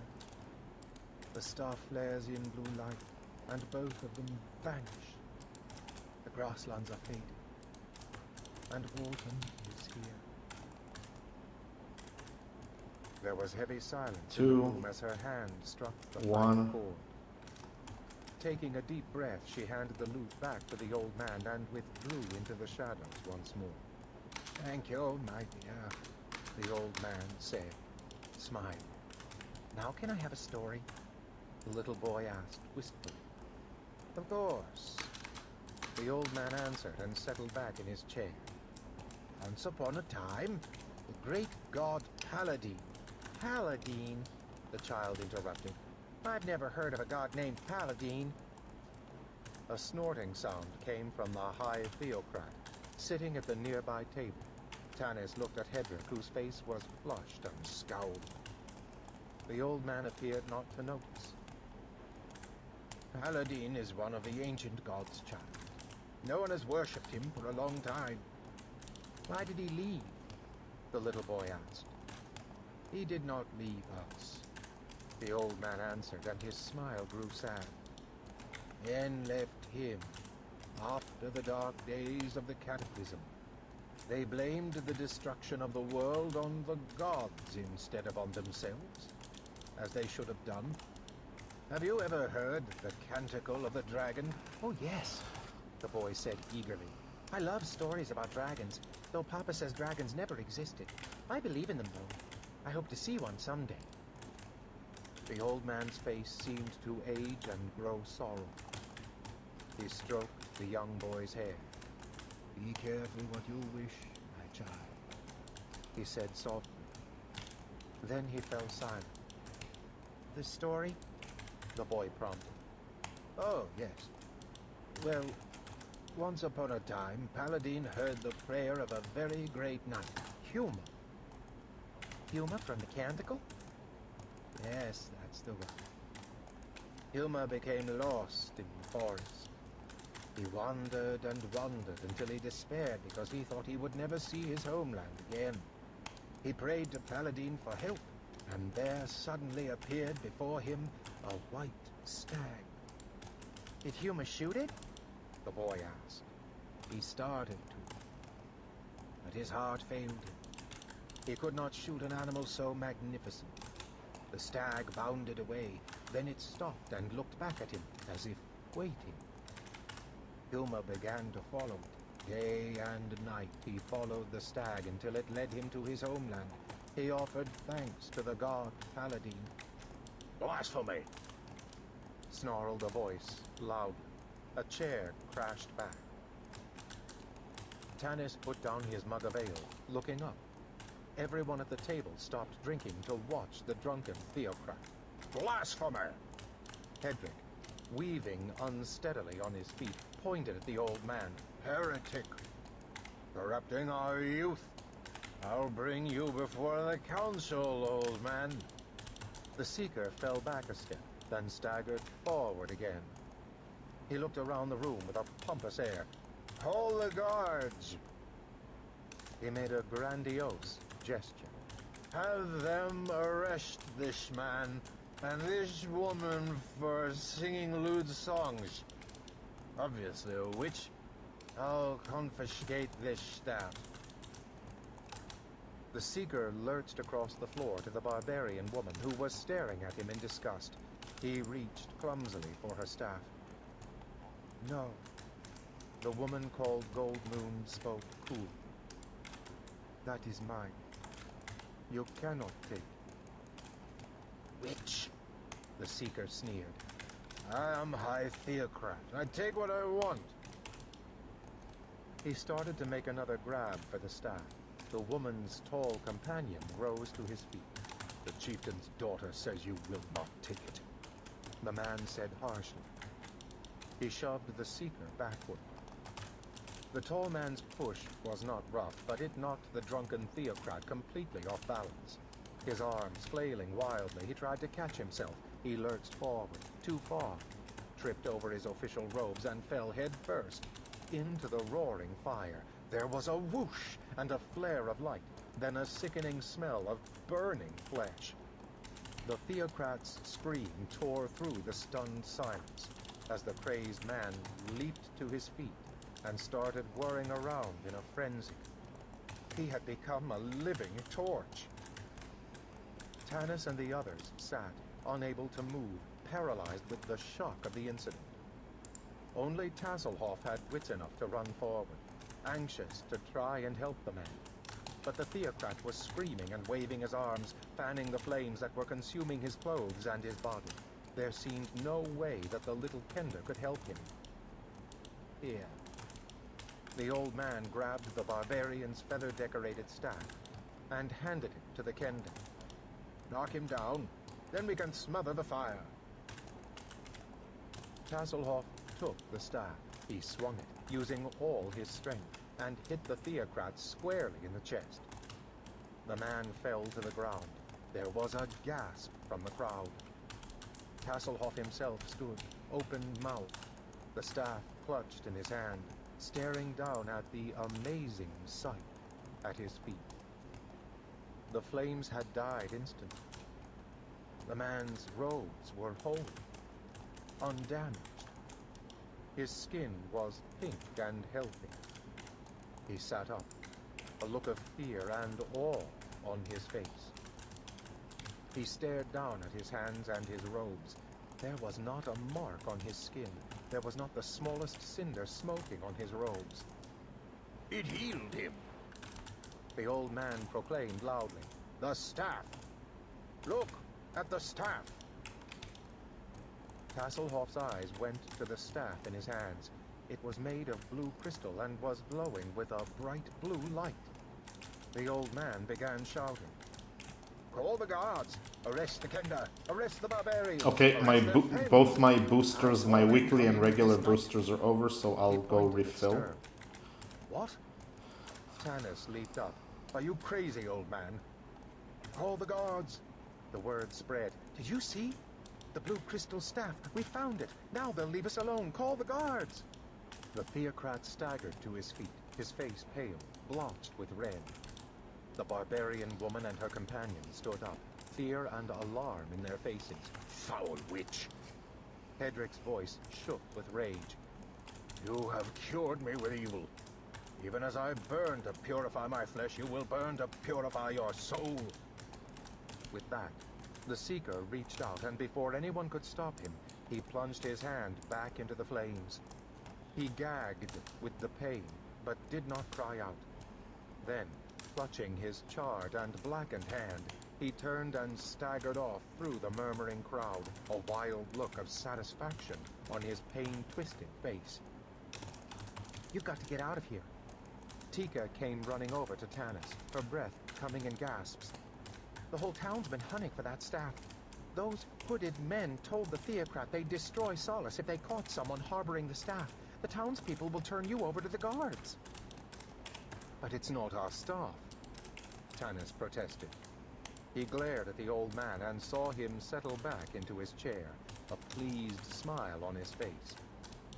The old man grinned at Tanis and winked. Do you think they'll believe you? Tika wrung her hands. Look! Tanis looked around. People were glaring at them balefully.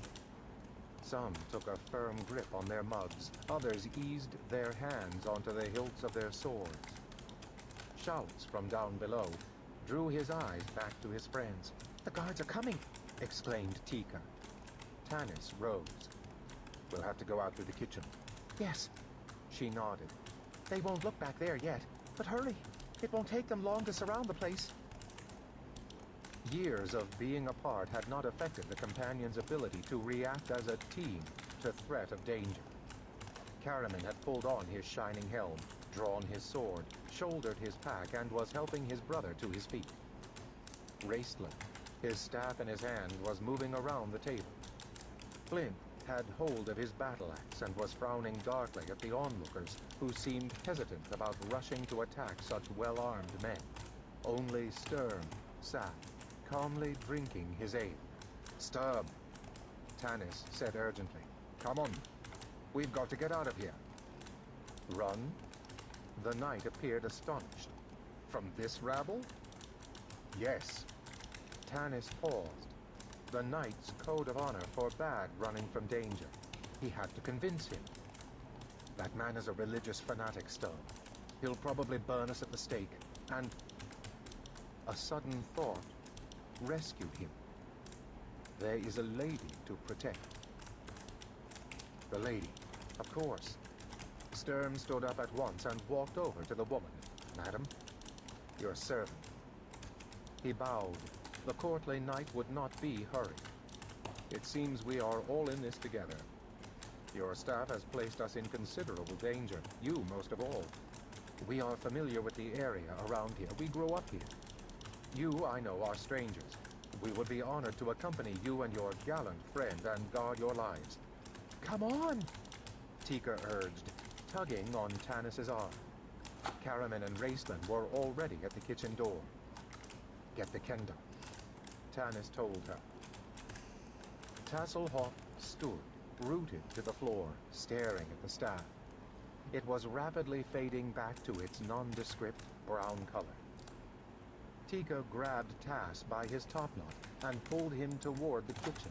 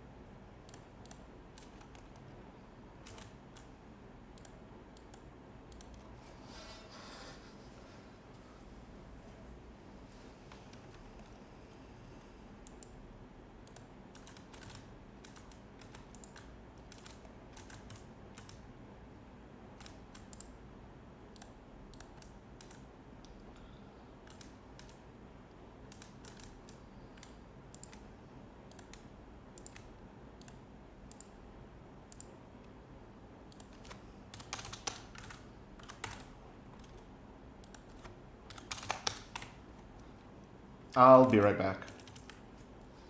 Taking a short bathroom break, and I'll continue my hunt later.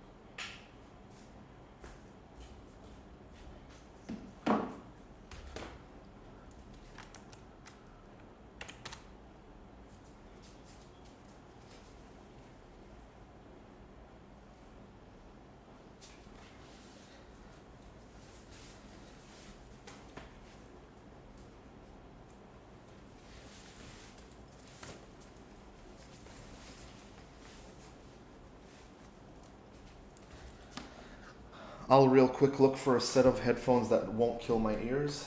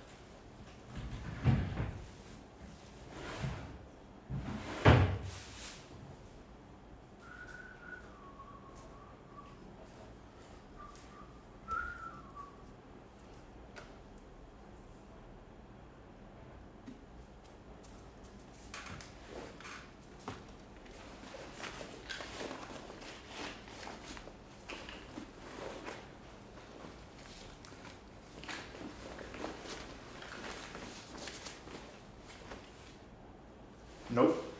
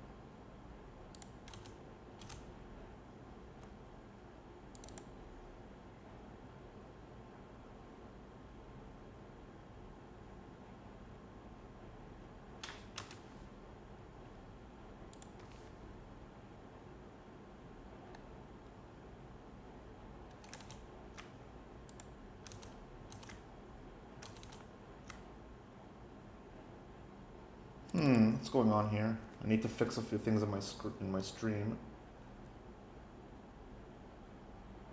There we go.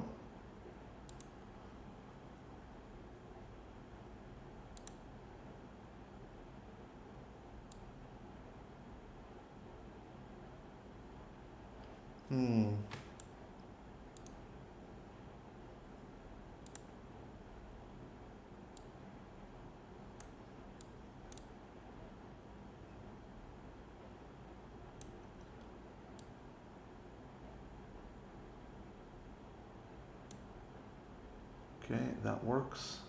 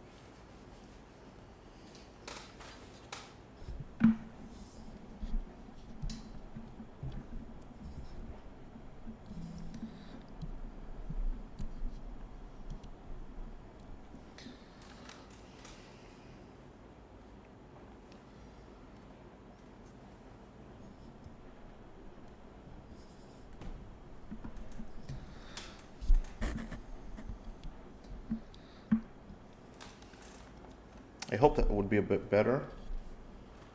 Let's do an audio test. Okay, seems like my mic is coming through okay. Test, test, test. Okay, that's fine. The Kender shrieked, dropping the staff. Gold Moon swiftly picked it up, clutching it close to her. Although frightened, her eyes were clear and steady as she looked at Sturm and Tanis. She was apparently thinking rapidly. Her companion said a harsh word in their language. She shook her head. He frowned and made a slashing motion with his hand. She snapped What a the quick fuck, reply, dude? and he fell silent, his face dark. "We will go with you," Gold Moon said to Sturm in the common tongue. "Thank you for the offer." "This way." Tanis herded them out through the swinging kitchen doors, following Tika and Tas. He glanced behind him and saw some of the crowd move forward, but in no great hurry. The cook stared at them as they ran through the kitchen. Caraman and Raistlin were already at the exit, which was nothing more.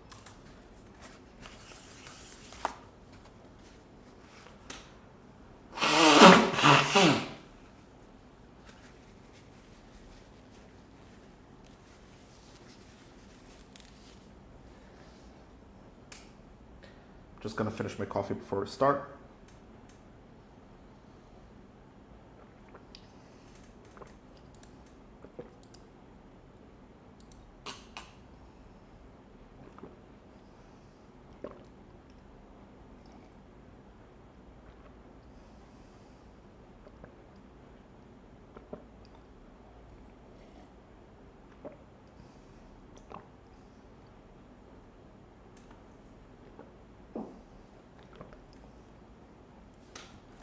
And let's Open a go. hole cut in the floor. A rope hung from a sturdy limb above the hole and dropped 40 feet to the ground. "Ah!" exclaimed Tas, laughing. "Here the ale comes up and the garbage goes down." He swung out onto the rope and shinnied down easily. "I'm sorry about this." Tika apologized to Gold Moon. "But it is the only way out of here." "I can climb down a rope." Then the woman smiled and added, "Though I admit, it has been many years." She handed her staff to her companion and grasped the stout rope. She began to descend, moving skillfully, hand over hand. When she reached the bottom, her companion tossed the staff down, swung on the rope, and dropped through the hole. "How are you going to get down, Raist?" Caraman asked, his face lined with concern. "I can carry you on my back." Raistlin's eyes flashed with an anger that startled Tanis. "I can get down myself," the mage hissed. Before anyone could stop him, he stepped to the edge of the hole and leaped out into the air. Everyone gasped and peered down, expecting to see Raistlin splattered all over the ground. Instead, they saw the young mage gently floating down, his robes fluttering around him. The crystal on his staff glowed brightly. "He shivers my skin," Flint growled to Tanis. "Hurry." Tanis shoved the dwarf forward. Flint grabbed hold of the rope. Caraman followed, the big man's weight causing the limb the rope was tied around to creak. "I will go last," Sturm said, his sword drawn. "Very well." Tanis knew it was useless to argue. He slung the longbow and quiver of arrows over his shoulder, grabbed the rope, and started down. Suddenly, his hands slipped.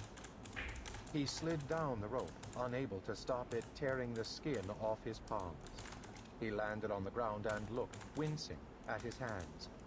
His palms were raw and bleeding. But there was no time to think about them. Glancing up, he watched as Sturm descended. Tika's face appeared in the opening. "Go to my house," she mouthed, pointing through the trees. Then she was gone. "I know the way," Tasselhoff said, his eyes glowing with excitement. "Follow me." They hurried off after the Kender, hearing the sounds of the guards climbing the stairway into the inn. Tanis, unused to walking on the ground in solace, was soon lost. Above him he could see the bridge walks, the street lamps gleaming among the tree leaves. He was completely disoriented, but Tas kept pushing forward confidently, weaving in and out among the huge trunks of the Valenwood trees. The sounds of the commotion at the inn faded. "We'll hide at Tika's for the night," Tanis whispered to Sturm as they plunged through the underbrush. "Just in case someone recognized us and decides to search our homes. Everyone will have forgotten about this by morning. We'll take the plainsmen to my house and let them rest a few days. Then we can send the barbarians on to Haven, where the Council of High Seekers can talk with them. I think I might even go along. I'm curious about this star." Sturm nodded.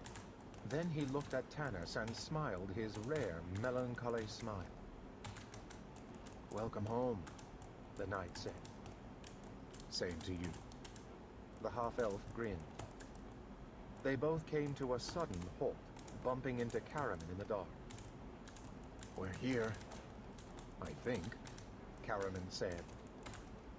In the light of the street lamps that hung in the tree limbs, they could see Tasselhoff climbing tree branches, like a gully dwarf. The rest followed more slowly, Caraman assisting his brother. Tanis, gritting his teeth from the pain in his hands, climbed up slowly through the rapidly thinning autumn foliage. Tas pulled himself up over the porch railing with the skill of a burglar. The Kender slipped over to the door and peered up and down the bridge walk. Seeing no one on it, he motioned to the others. Then he studied the lock and smiled to himself in satisfaction. The Kender slid something out of one of his pouches. Within seconds, the door of Tika's house swung open. "Come in," he said, playing host. They crowded inside the little house, the tall barbarian being forced to duck his head to avoid hitting the ceiling. Tas pulled the curtains shut. Sturm found a chair for the lady, and the tall barbarian went to stand behind her. Raistlin stirred up the fire. "Keep watch," Tanis said. Caraman nodded. The warrior had already posted himself at a window, staring out into the darkness. The light from a street lamp gleamed through the curtains into the room, casting dark shadows on the walls. For long moments, no one spoke, each staring at the others. Tanis sat down. His eyes turned to the woman. "The blue crystal star," he said quietly. "It healed that man. How?" "I do not know," she faltered. "I haven't had it very long." Tanis looked down at his hands. They were bleeding from where the rope had peeled off his skin. He held them out to her. Slowly, her face pale, the woman touched him with the staff. It began to glow blue. Tanis felt a slight shock tingle through his body. Even as he watched, the blood on his palms vanished. The skin became smooth and unscarred. The pain eased. And soon left him completely. "True healing," he said in awe. Chapter 4. The Open Door. Flight into Darkness. Raistlin sat down on the hearth, rubbing his thin hands in the warmth of the small fire. His golden eyes seemed brighter than the flames as he stared intently at the blue crystal staff, resting across the woman's lap. "What do you think?" asked Tanis. "If she's a charlatan, she's a good one," Raistlin commented thoughtfully. "Worm, you dare to call the chieftain's daughter charlatan?" The tall barbarian stepped toward Raistlin, his dark brows contracted in a vicious scowl. Caraman made a low, rumbling sound in his throat and moved from the window to stand behind his brother. "Rivaldin." The woman laid her hand on the man's arm as he drew near her chair. "Please, He meant no harm. It is right that they do not trust us. They do not know us. And we do not know them. The man growled. If I might examine it. Raceland said.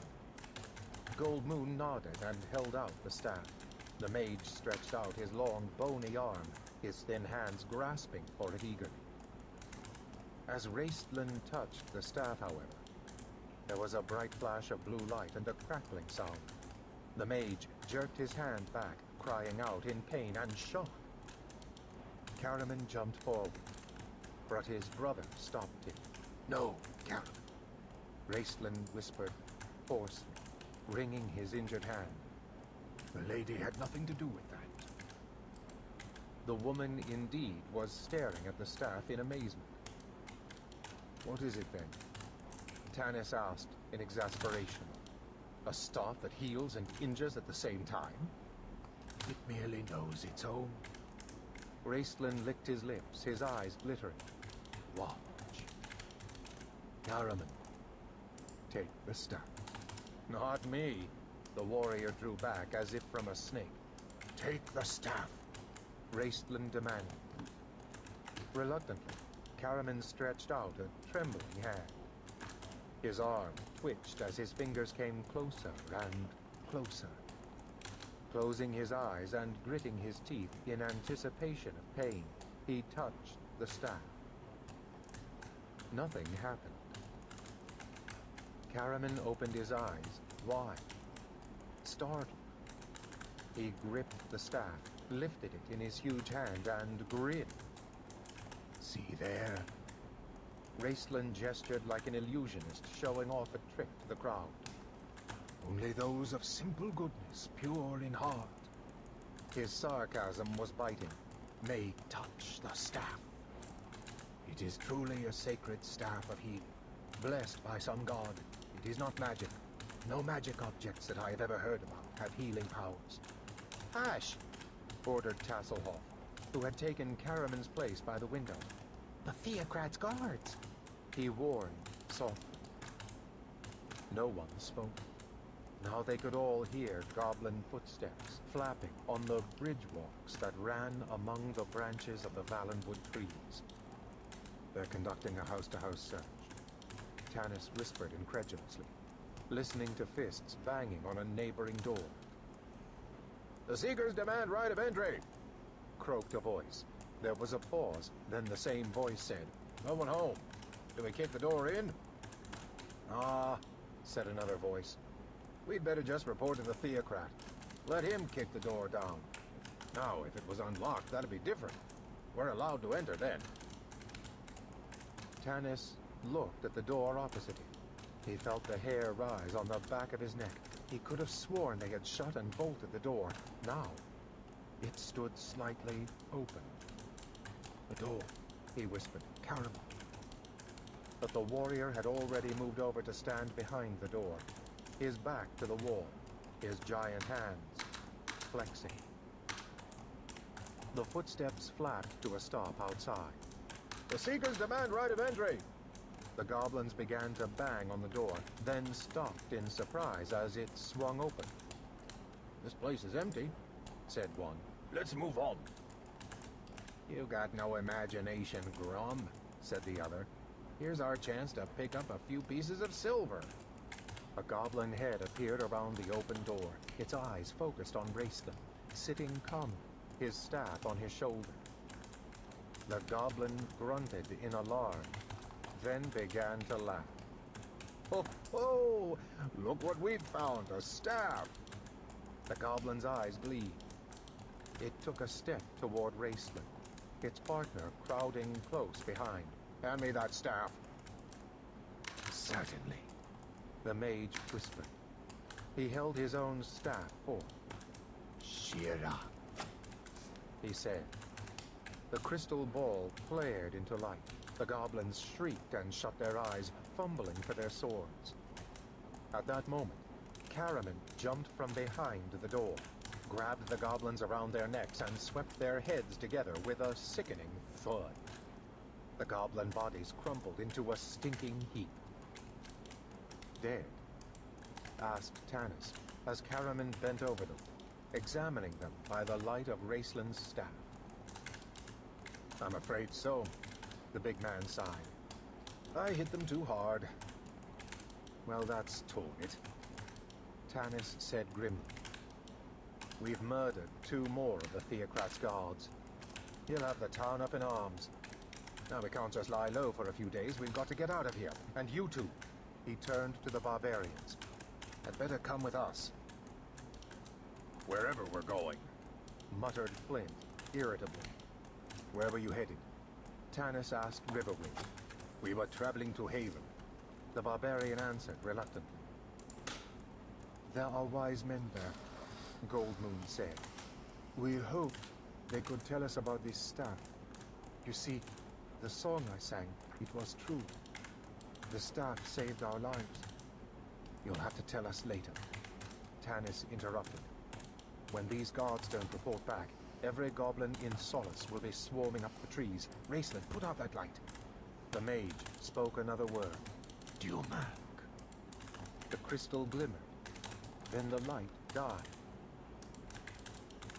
What do we do with these bodies? Caramin asked, nudging a dead goblin with his booted foot. And what about Tika? Won't she get into trouble? Leave the bodies. Tanis's mind was working quickly.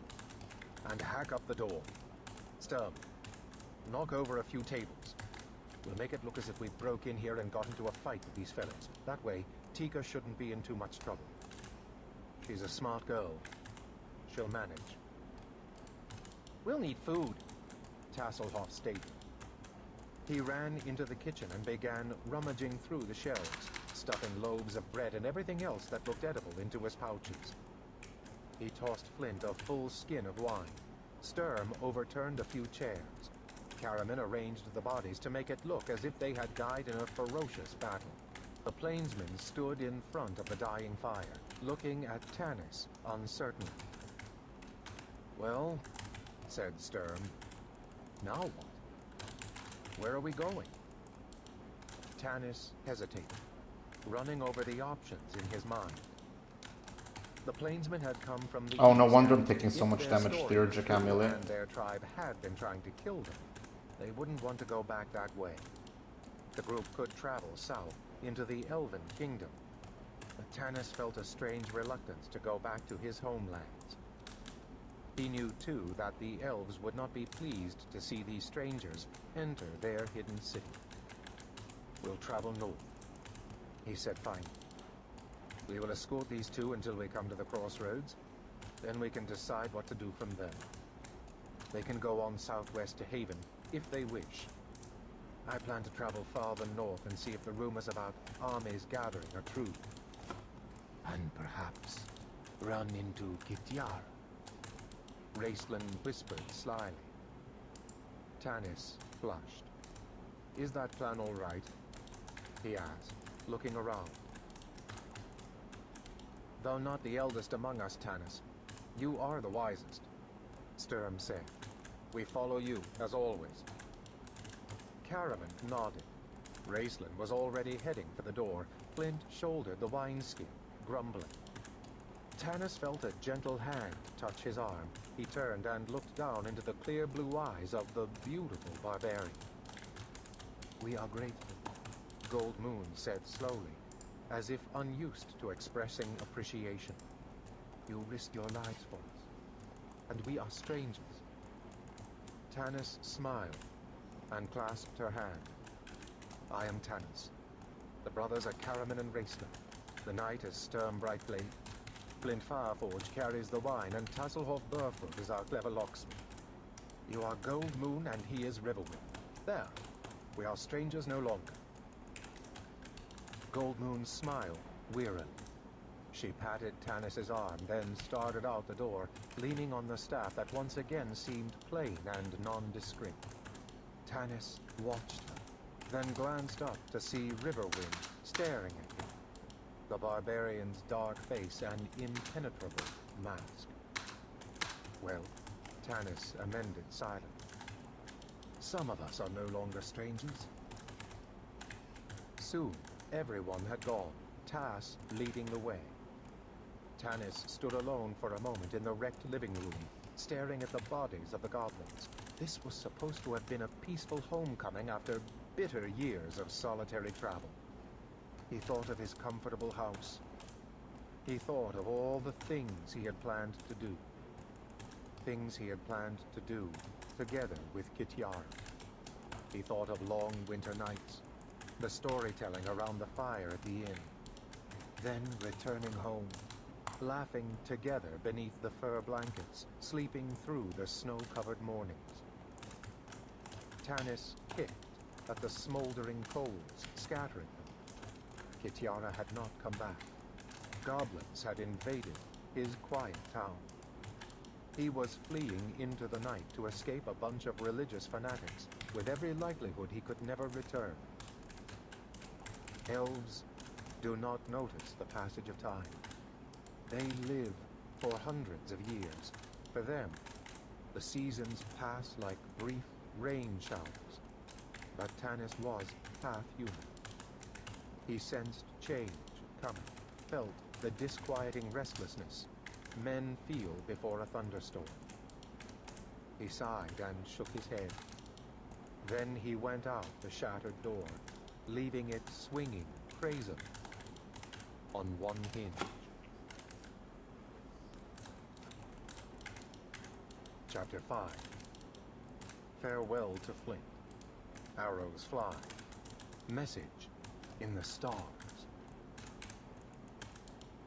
Tanis swung over the porch and dropped down through the tree limbs to the ground below.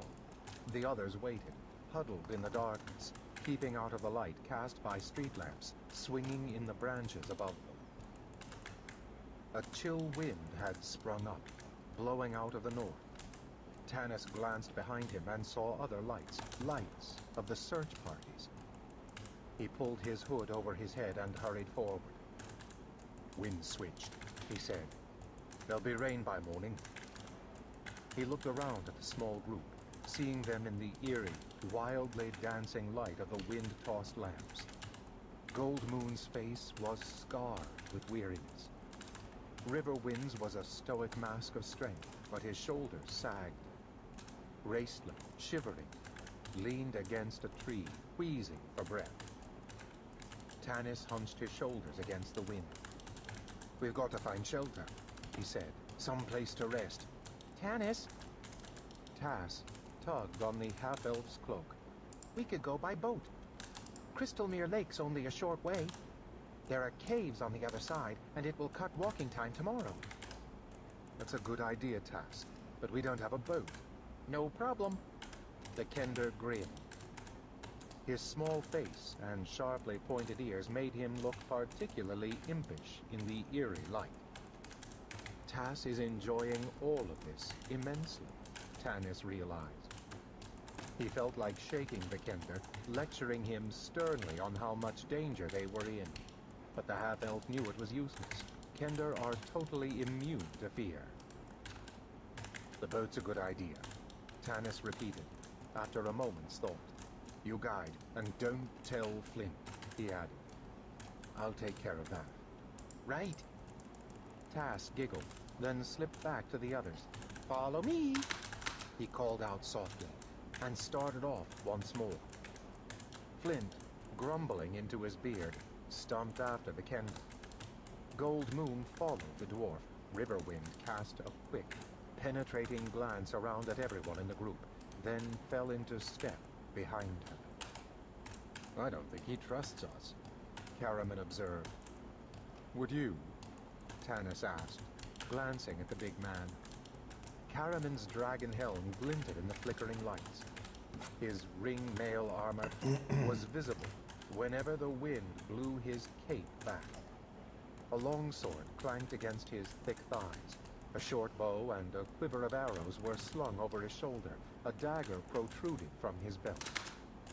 His shield was battered and dented from many fights. The giant was ready for anything. Tanis looked over at Sturm, who proudly wore the coat of arms of a knighthood that had fallen into disgrace 300 years before. Although Sturm was only 4 years older than Caraman, the knight's strict, disciplined life Hardships brought on by poverty and his melancholy search for his beloved father had aged the knight beyond his years. Only 29. He looked 40. Tanis thought, I don't think I'd trust us either. What's the plan? Sturm asked. We're going by boat, Tanis answered. Oh, ho! Caraman chuckled. Told Flint yet? No. Leave that to me. Where are we getting the boat? Sturm asked suspiciously. You'll be happier not knowing, the half-elf said. The knight frowned. His eyes followed the Kender, who was far ahead of them, flitting from one shadow to another. I don't like this, Tanis. First we're murderers, now we're about to become thieves. I don't consider myself a murderer, Caraman snorted. Goblins don't count. Tanis saw the knight glare at Caraman. I don't like any of this stone, he said hastily, hoping to avoid an argument. Oh, I'm above It's a matter of necessity. 14 KK, nice. Look at the plainsmen. Pride's the only thing keeping them on their feet. Look at Raceland. Their eyes went to the mage, who was shuffling through the dry leaves, keeping always in the shadows. He leaned heavily on his staff. Occasionally, a dry cough racked his frail body. Caraman's face darkened. Tanis is right, he said softly. Raced can't take much more of this. I must go to him. Leaving the knight and the half-elf, he hurried forward to catch up with the robed, bent figure of his twin. Let me help you, Raced, they heard Caraman whisper. Raceland shook his hooded head and flinched away from his brother's touch. Caraman shrugged and dropped his arm, but the big warrior stayed close to his frail brother, ready to help him if necessary. Why does he put up with that? Tanis asked softly.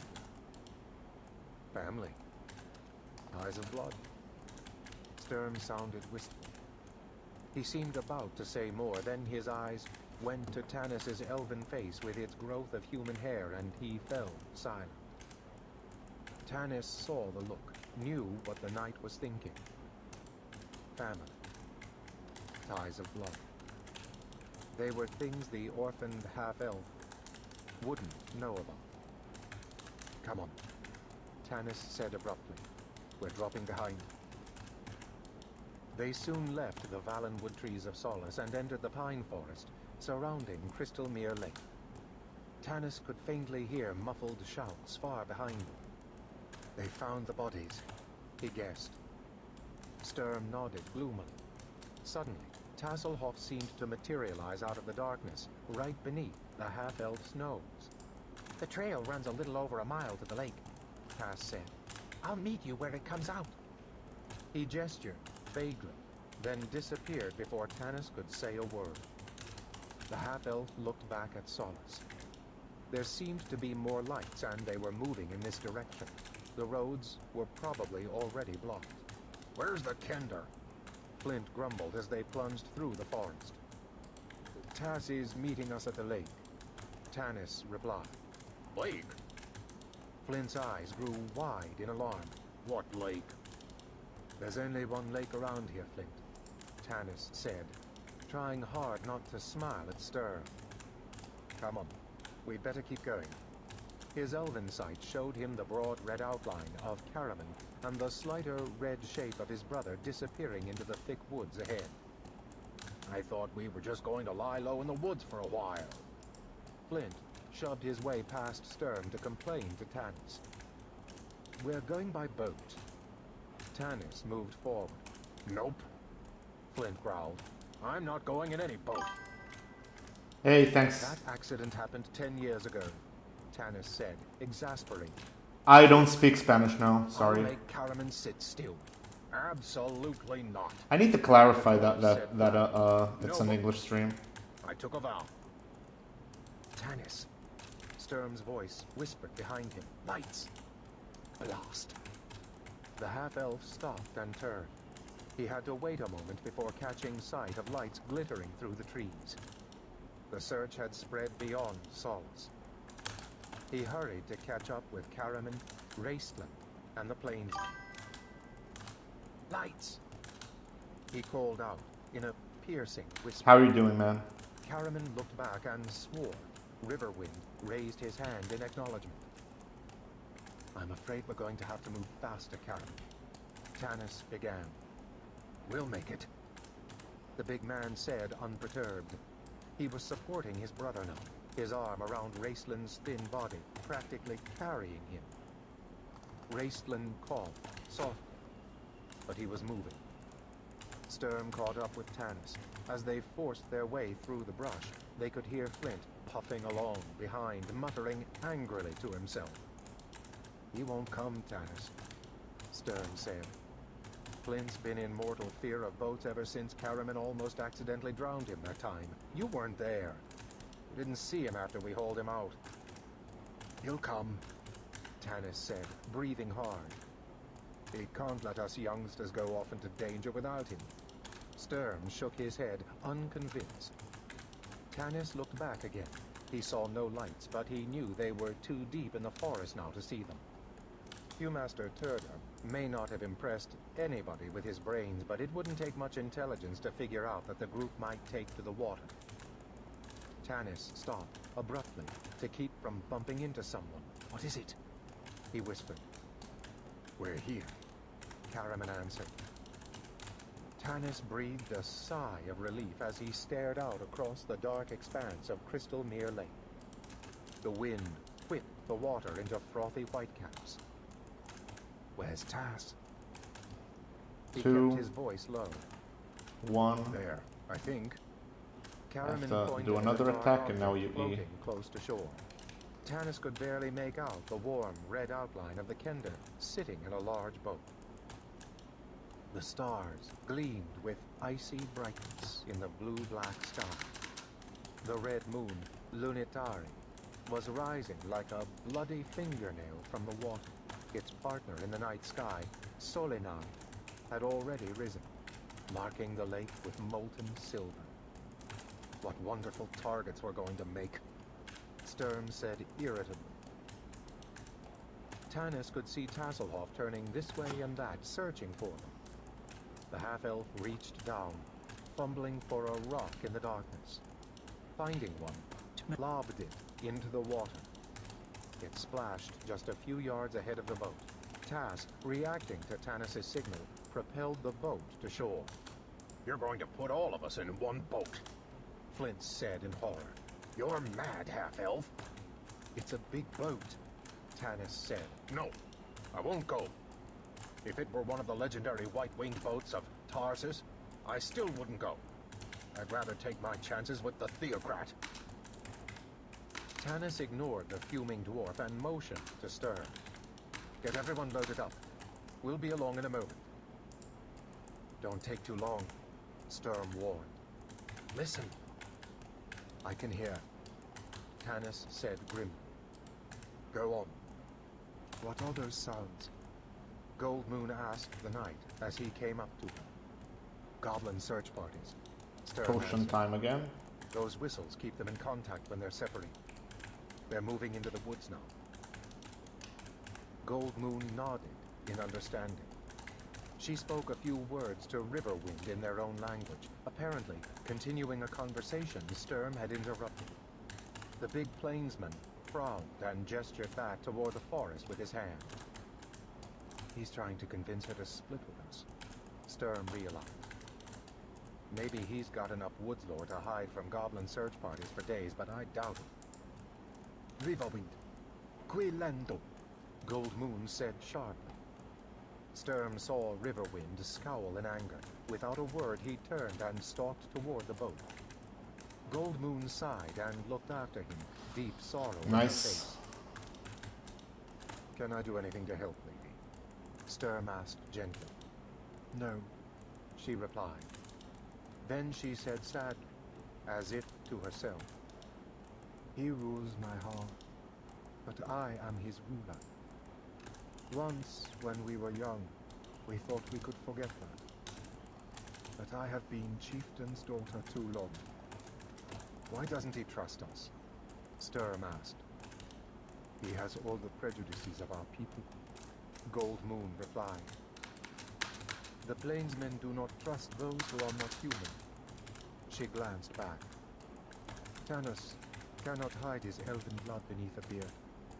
And there are the dwarf, the Kender. And what of you, lady? Sturm asked. Why do you trust us? Don't you have these same prejudices? Gold Moon turned to face him. He could see her eyes, dark and shimmering as the lake behind him. When I was a girl, she said in her deep, low voice, I was a princess of my people. I was a priestess.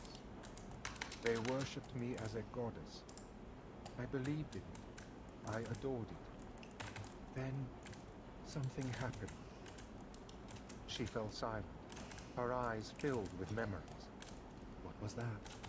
Sturm prompted softly. I fell in love with a shepherd. Gold Moon answered, looking at Riverwind. She sighed and walked toward the boat. Sturm watched Riverwind wade into the water to drag the boat closer to shore as Raistlin and Caraman reached the water's edge. Raistlin clutched his robes around him, shivering. I can't get my feet wet, he whispered hoarsely. Caraman did not reply. He simply put his huge arms around his brother, lifted him as easily as he would have lifted a child, and set Raistlin in the boat.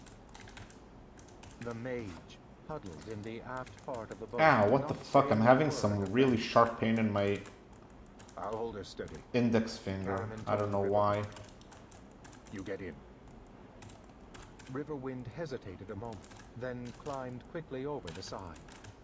Caraman helped Gold Moon into the boat. Riverwind caught hold of her and steadied her as the boat rocked gently. The plainsmen moved to sit in the stern, behind Tasselhorn.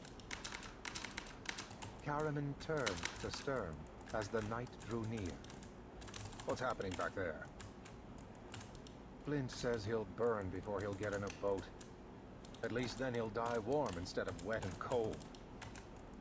I'll go up and haul him down here, Caraman said.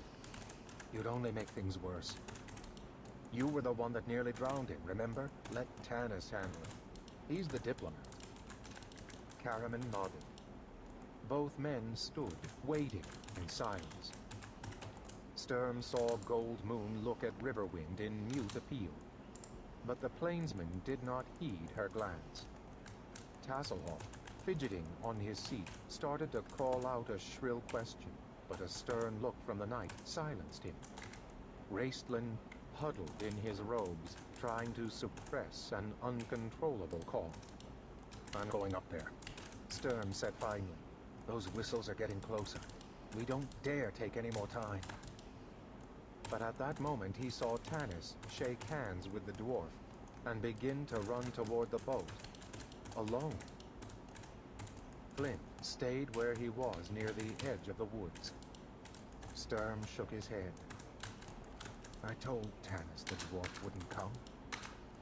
Stubborn as a dwarf, so the old saying goes, Caraman grunted. And that one's had 148 years to grow stubborner. The big man shook his head sadly.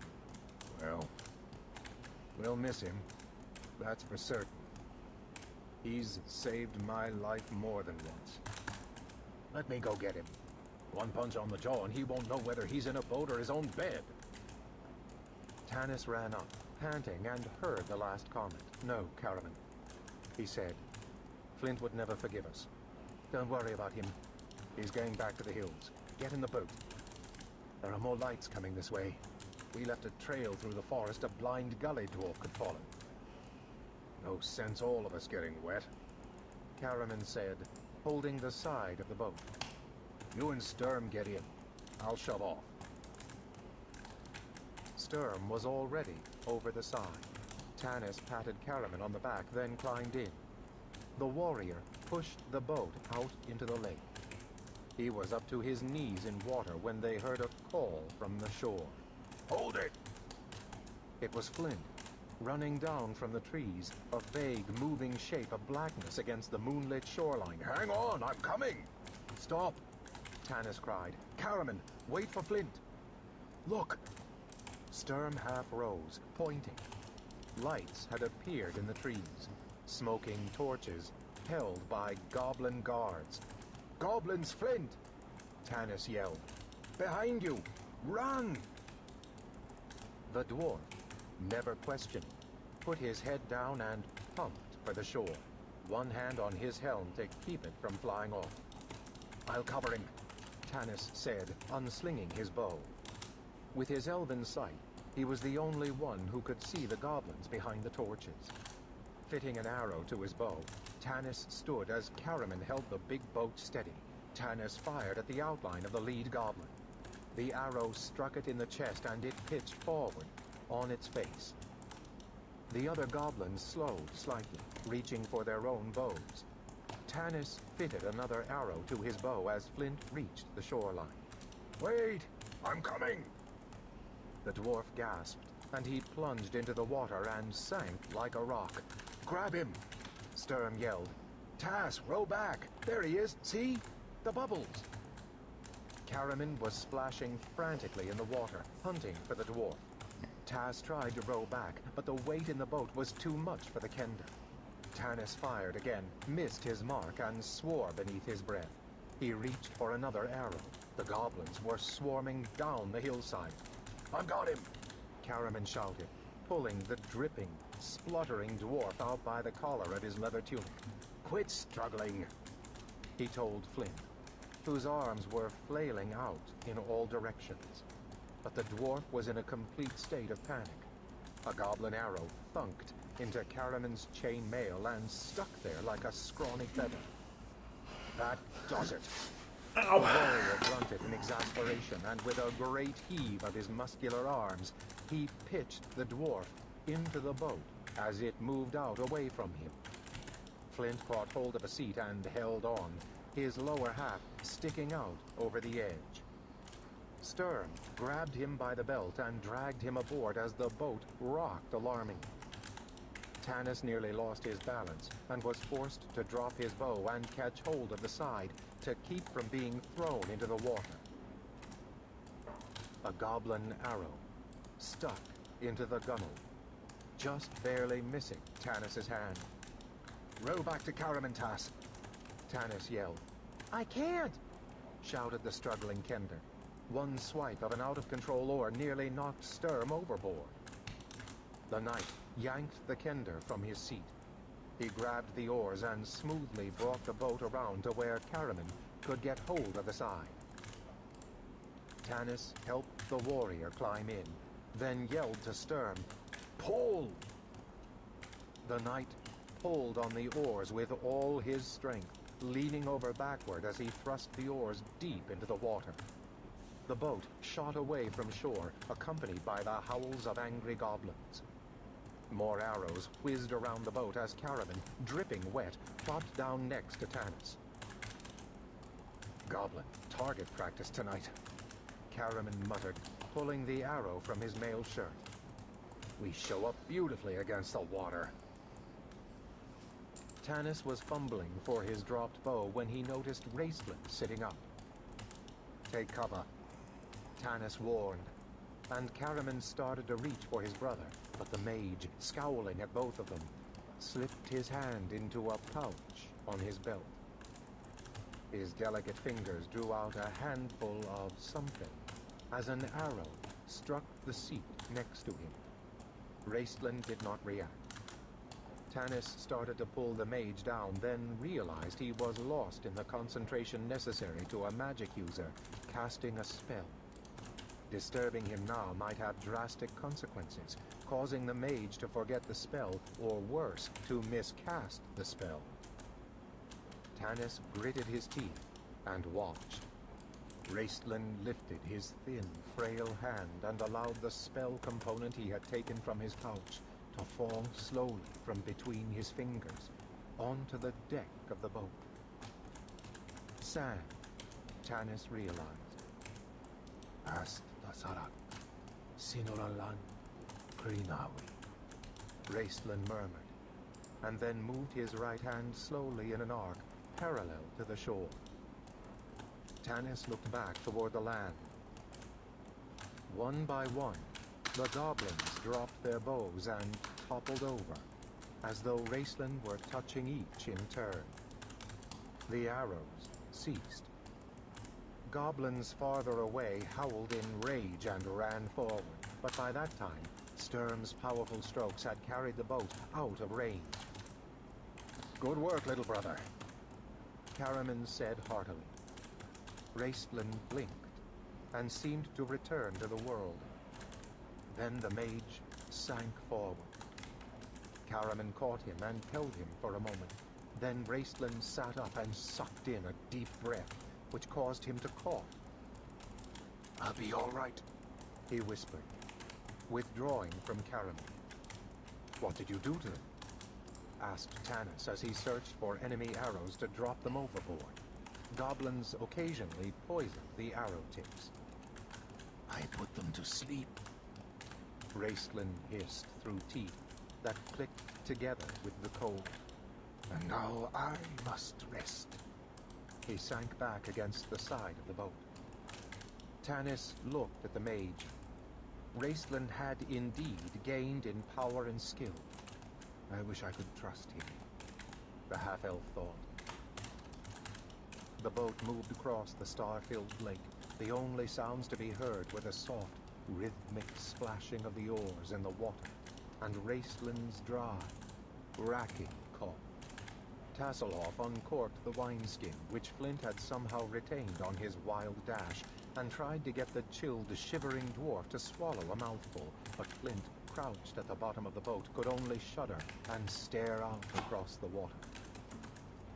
Goldmoon sank deeper into her fur cape.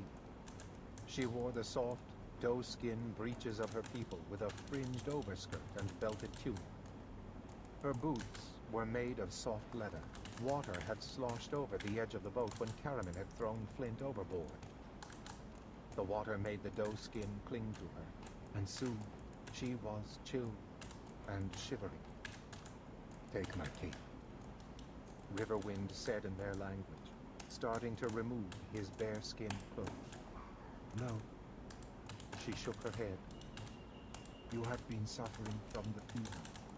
I never get sick, you know that, but..."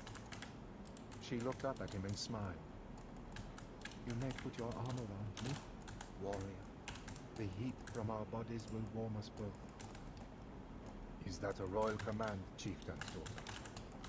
Riverwind whispered, teasing, drawing her close to him. "It is," she said, leaning against his strong body with a sigh of contentment. She looked up into the starry heavens, then stiffened and caught her breath in alarm. "What is it?" Riverwind asked, staring up. The others in the boat, although they had not understood the exchange, heard Goldmoon's gasp and saw her eyes transfixed by something in the night sky. Caramin poked his brother and said, "Raist, what is it?" "I don't see anything." Raistlin sat up, cast back his hood, then coughed. When the spasm passed, he searched the night sky. Then he stiffened, and his eyes widened. Reaching out with his thin, bony hand, Raistlin clutched Tanis's arm, holding on to it tightly as the half-elf involuntarily tried to pull away from the mage's skeletal grip. "Tanis!" Raistlin wheezed, his breath nearly gone. "The constellations!" What? Tanis was truly startled by the pallor of the mage's metallic gold skin and the feverish luster of his strange eyes. "What about the constellations?" "Gone!" rasped Raistlin, and lapsed into a fit of coughing. Caramin put his arm around him, holding him close, almost as if the big man were trying to hold his brother's frail body together. Raistlin recovered, wiped his mouth with his hand. Tanis saw that his fingers were dark with blood. Raistlin took a deep breath, then spoke. The constellation known as the Queen of Darkness, and the one called Valiant Warrior, both gone. She has come to Kryn, Tanis, and he has come to fight her. All the evil rumors we have heard are true. War, death, destruction. His voice died in another fit of coughing. Caraman held him. Come on, Raist, He said soothingly. don't get so worked up. It's only a bunch of stars. Only a bunch of stars. Tanis repeated flatly. Stern began to row again, pulling swiftly for the opposite bank. Chapter 6. Night in a cave. Dissension. Tanis decides. A chill wind began to blow across the lake. Storm clouds rolled across the sky from the north, obliterating the gaping black holes left by the fallen stars. The companions hunched down in the boat, pulling their cloaks tighter around them as the rain spattered down. Caraman joined Sturm at the oars. The big warrior tried to talk to the knight, but Sturm ignored him. He rowed in grim silence, occasionally muttering to himself in Salamnic. "Stop, there, between the great rocks to the left," Tanis called out, pointing. Sturm and Caraman pulled hard. The rain made sighting the landmark rocks difficult, and for a moment, it seemed that they had lost their way in the darkness, when the rocks suddenly loomed ahead. Sturm and Caraman brought the boat around. Tanis sprang out over the side and pulled it to shore. Torrents of rain lashed down. The companions climbed from the boat, wet and chilled. They had to lift the dwarf out. Flint was stiff as a dead goblin from fear. Riverwind and Caraman hid the boat in the thick underbrush. Tanis led the rest up a rocky trail to a small opening in the cliff face. Gold Moon looked at the opening dubiously. It seemed to be no more than a large crack in the surface of the cliff. Inside, however, the cave was large enough for all of them to stretch out comfortably. "Nice home." Tasselhoff glanced around. "Not much in the way of furniture." Tanis grinned to Kendall. "It will do for the night. I don't think even the dwarf will complain about this. If he does, we'll send him back to sleep in the boat." Tas flashed his own smile back at the half-elf. It was good to see the old Tanis back. He had thought his friend unusually moody and indecisive, not the strong leader he had remembered from earlier days. Yet, now that they were on the road, the glint was back in the half-elf's eyes. He had come out of his brooding shell and was taking charge, slipping back into his accustomed role. He needed this adventure to get his mind off his problems, whatever those might be. The Kender, who had never been able to understand Tanis's inner turmoil, was glad this adventure had come along. Caraman carried his brother from the boat and laid him down as gently as he could on the soft, warm sand that covered the floor of the cave, while Riverwind started a fire. The wet wood crackled and spit, but soon caught fire. The smoke curled up toward the ceiling and drifted out through a crack. The plainsmen covered the cave's entrance with brush and fallen tree branches, hiding the light of the fire and effectively keeping out the rain. "He fits in well," Tanis thought, as he watched the barbarian work. "He could almost be one of us." Sighing, the half-elf turned his attention to Raistlin. Kneeling down beside him, he looked at the young maid with concern. Raistlin's pale face, reflected in the flickering firelight, reminded the half-elf of the time he and Flint and Caraman had barely rescued Raistland from a vicious mob intent on burning the mage at the stake. Raistland had attempted to expose a charlatan cleric who was bilking the villagers out of their money. Instead of turning on the cleric, the villagers had turned on Raistland. As Tanis had told Flint, people wanted to believe in something. Caraman busied himself around his brother, placing his own heavy cloak over his shoulders. Raistland's body was racked by coughing spasms, and blood trickled from his mouth. His eyes gleamed feverishly. Gold Moon knelt beside him, a cup of wine in her hand. "Can you drink this?" she asked him gently. Raistland shook his head, tried to speak, coughed, and pushed her hand away. Gold Moon looked up at Tanis. "Perhaps my staff?" she asked. No. Raistland choked. He motioned for Tanis to come near him. Even sitting next to him, Tanis could barely hear the mage's words. His broken sentences were interrupted by great gasps for air and fits of coughing. The staff will not heal me, Tanis. He whispered. Do not waste it on me. If it is a blessed artifact, its sacred power is limited. My body was my sacrifice for my magic. The damage is permanent. Nothing can help. His voice died. His eyes closed. The fire suddenly flared as wind whirled around the cavern. Tanis looked up to see Sturm pulling the brush aside and entering the cave, half carrying Flint, who stumbled along on unsteady feet. Sturm dumped him down beside the fire. Both were soaking wet. Sturm was clearly out of patience with the dwarf and, as Tanis noted, with the entire group. Tanis watched him with concern, recognizing the signs of a dark depression that sometimes overwhelmed the night. Sturm liked the orderly, the well-disciplined. The disappearance of the stars, the disturbance of the natural order of things had shaken him badly.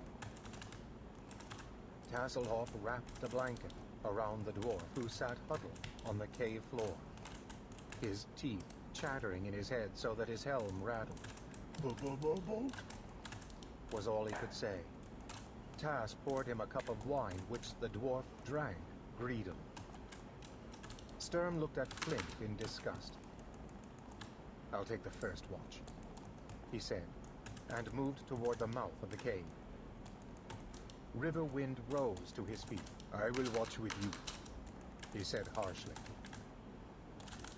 Sturm froze, then turned slowly to face the tall plainsman. Tanis could see the knight's face etched in sharp relief by the firelight, dark lines carved around the stern mouth. Although shorter in stature than Riverwind, the knight's air of nobility and the rigidity of his stance made the two appear almost equal. "I am a knight of Salamnia," Sturm said. "My word is my honor, and my honor is my life. I gave my word, back in the inn, that I would protect you and your lady. If you choose to dispute my word, you dispute my honor, and therefore you insult me. I cannot allow that insult to remain between us. Sturm!" Tanis was on his feet, never taking his eyes from the plainsman. The knight raised his hand.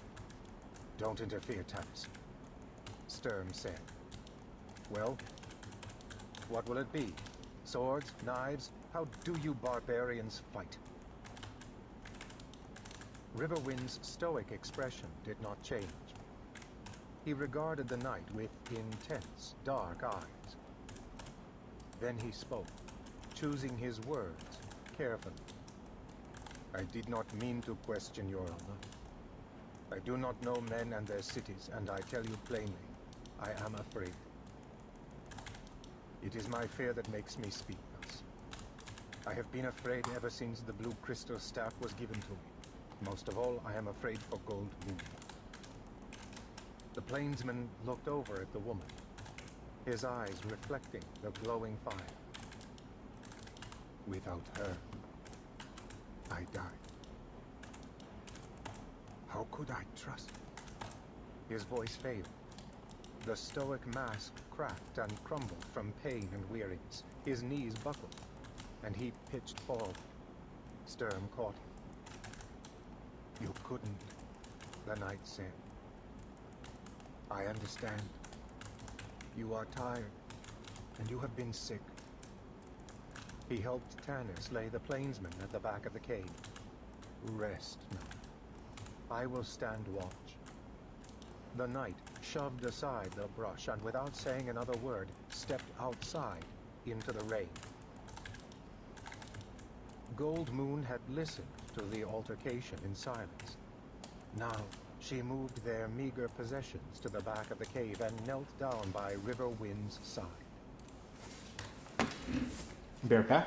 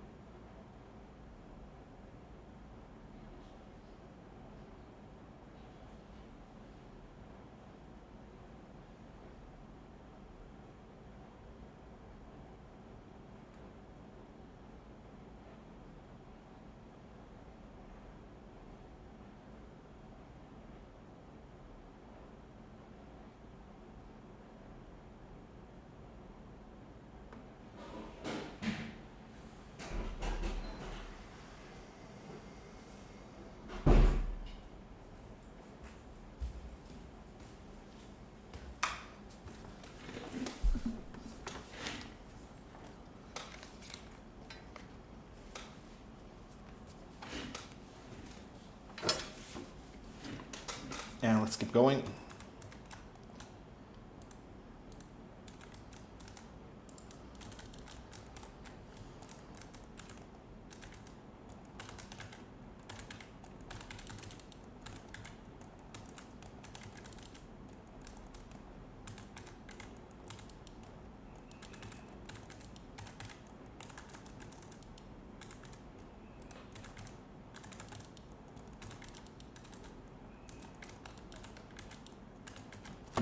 He put his arm around her and held her close, burying his face in her silver gold hair. The two settled in the shadows of the cave, wrapped in Riverwind's fur cape. They were soon asleep. Goldmoon's hair. Actually, I need to do something rested before I on her forget. warrior's chest. Tanis breathed a sigh of relief and turned back to Raistland. The mage had fallen into a fitful sleep. Sometimes he murmured strange words in the language of magic, his hand reaching out to touch his staff. Tanis glanced around at the others. Tasselhoff was sitting near the fire, sorting through his acquired objects. He sat cross-legged, the treasures on the cave floor in front of him. Tanis could make out glittering rings, a few unusual coins, a feather from the goatsucker bird, pieces of twine, a bead necklace, a soap doll, and a whistle. One of the rings looked familiar. It was a ring of elven make, given Tanis a long time ago by someone he kept on the borders of his mind. It was a finely carved, delicate ring of golden, clinging ivy leaves. Tanis crept over to the kender, walking softly to keep from waking the others. Tas. He tapped the kender on the shoulder and pointed. My ring. Is it? Asked Tasselhoff, with wide-eyed innocence. Is this yours? I'm glad I found it. You must have dropped it at the inn. Tanis took the ring with a wry smile, then settled down next to the kender. Have you got a map of this area, Tas? The kender's eyes shone. A map? Yes, Tanis, of course. He swept up all his valuables, dumped them back into a pouch and pulled a hand-carved wooden scroll case from another pouch. He drew forth a sheaf of maps. Tanis had seen the Kender's collection before, but it never failed to astonish him. There must have been 100, drawn on everything from fine parchment to soft kid leather to a huge palmetto leaf. I thought you knew every tree personally around these parts, Tanis. Tasselhoff sorted through his maps, his eyes occasionally lingering on a favorite. The half-elf shook his head. "I've lived here many years," he said. "But let's face it, I don't know any of the dark and secret paths. You won't find many to Haven." Tass pulled a map from his pile and smoothed it out on the cave floor. The Haven Road through Solace Vale. 25 more minutes. That's for certain. Tanis And studied my the booking map by ends the light in of the dying 24, so timing-wise it's Right. pretty good. he said. "The road is not only quickest, it seems to be the only possible route for several miles ahead. Both south and north of us lie the Carolus Mountains. No passes there." Frowning, Tanis rolled up the map and handed it back. "Which is exactly what the theocrat would figure." Tasselhoff yawned. "Well," he said, putting the map back carefully into the case, "it's a problem that will be solved by wiser heads than mine." I'm along for the fun. Tucking the case back into a pouch, the Kender lay down on the cave floor, drew his legs up beneath his chin, and was soothed, sleeping the peaceful sleep of small children and animals. Tanis looked at him with envy. Although aching with weariness, he couldn't relax enough for sleep. Most of the others had dropped off, all but the warrior watching over his brother. Tanis walked over to Karaman. "Tani," he whispered, "I'll watch Raistlin." "No," the big warrior said. Reaching out, he gently pulled a cloak up closer around his brother's shoulders. "He might need me, but you've got to get some sleep." "I will." Karaman grinned. "Go get some sleep yourself, nursemaid. Your children are fine. Look, even the dwarf is out cold." "I don't have to look," Tanis said. "The theocrat can probably hear him snoring in solace." "Well, my friend, this reunion was not much like we planned 5 years ago." "What is?" Karaman asked softly, glancing down at his brother. Tanis patted the man's arm, then lay down and rolled up in his own cloak and, at last, fell asleep. The night passed, slowly for those on watch, swiftly for those asleep. Karaman relieved Sturm. Tanis relieved Karaman. The storm continued, unabated all night, the wind whipping the lake into a white-capped sea. Lightning branched through the darkness like flaming trees. Thunder rumbled continually. The storm finally blew itself out by morning, and the half-elf watched day dawn, gray and chill. The rain had ended, but storm clouds still hung low. No sun appeared in the sky. Tanis felt a growing sense of urgency.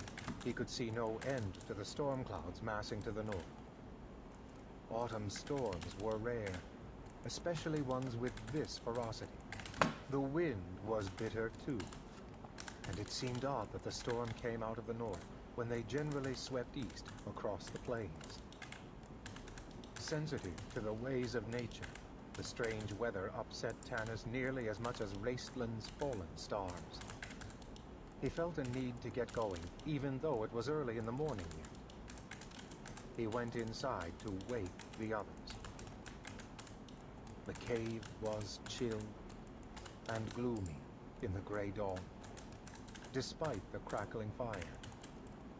Goldmoon and Tasselhoff were fixing breakfast. Riverwind stood in the back of the cave, shaking out Goldmoon's fur cloak. Tanis glanced at him. The plainsman had been about to say something to Goldmoon as Tanis entered, but fell silent, contenting himself with staring at her meaningfully as he continued his work. Goldmoon kept her eyes lowered, her face pale and troubled. Fuck. The barbarian regrets having let himself go. I really need some luck with crits for Tanis this pull. realized.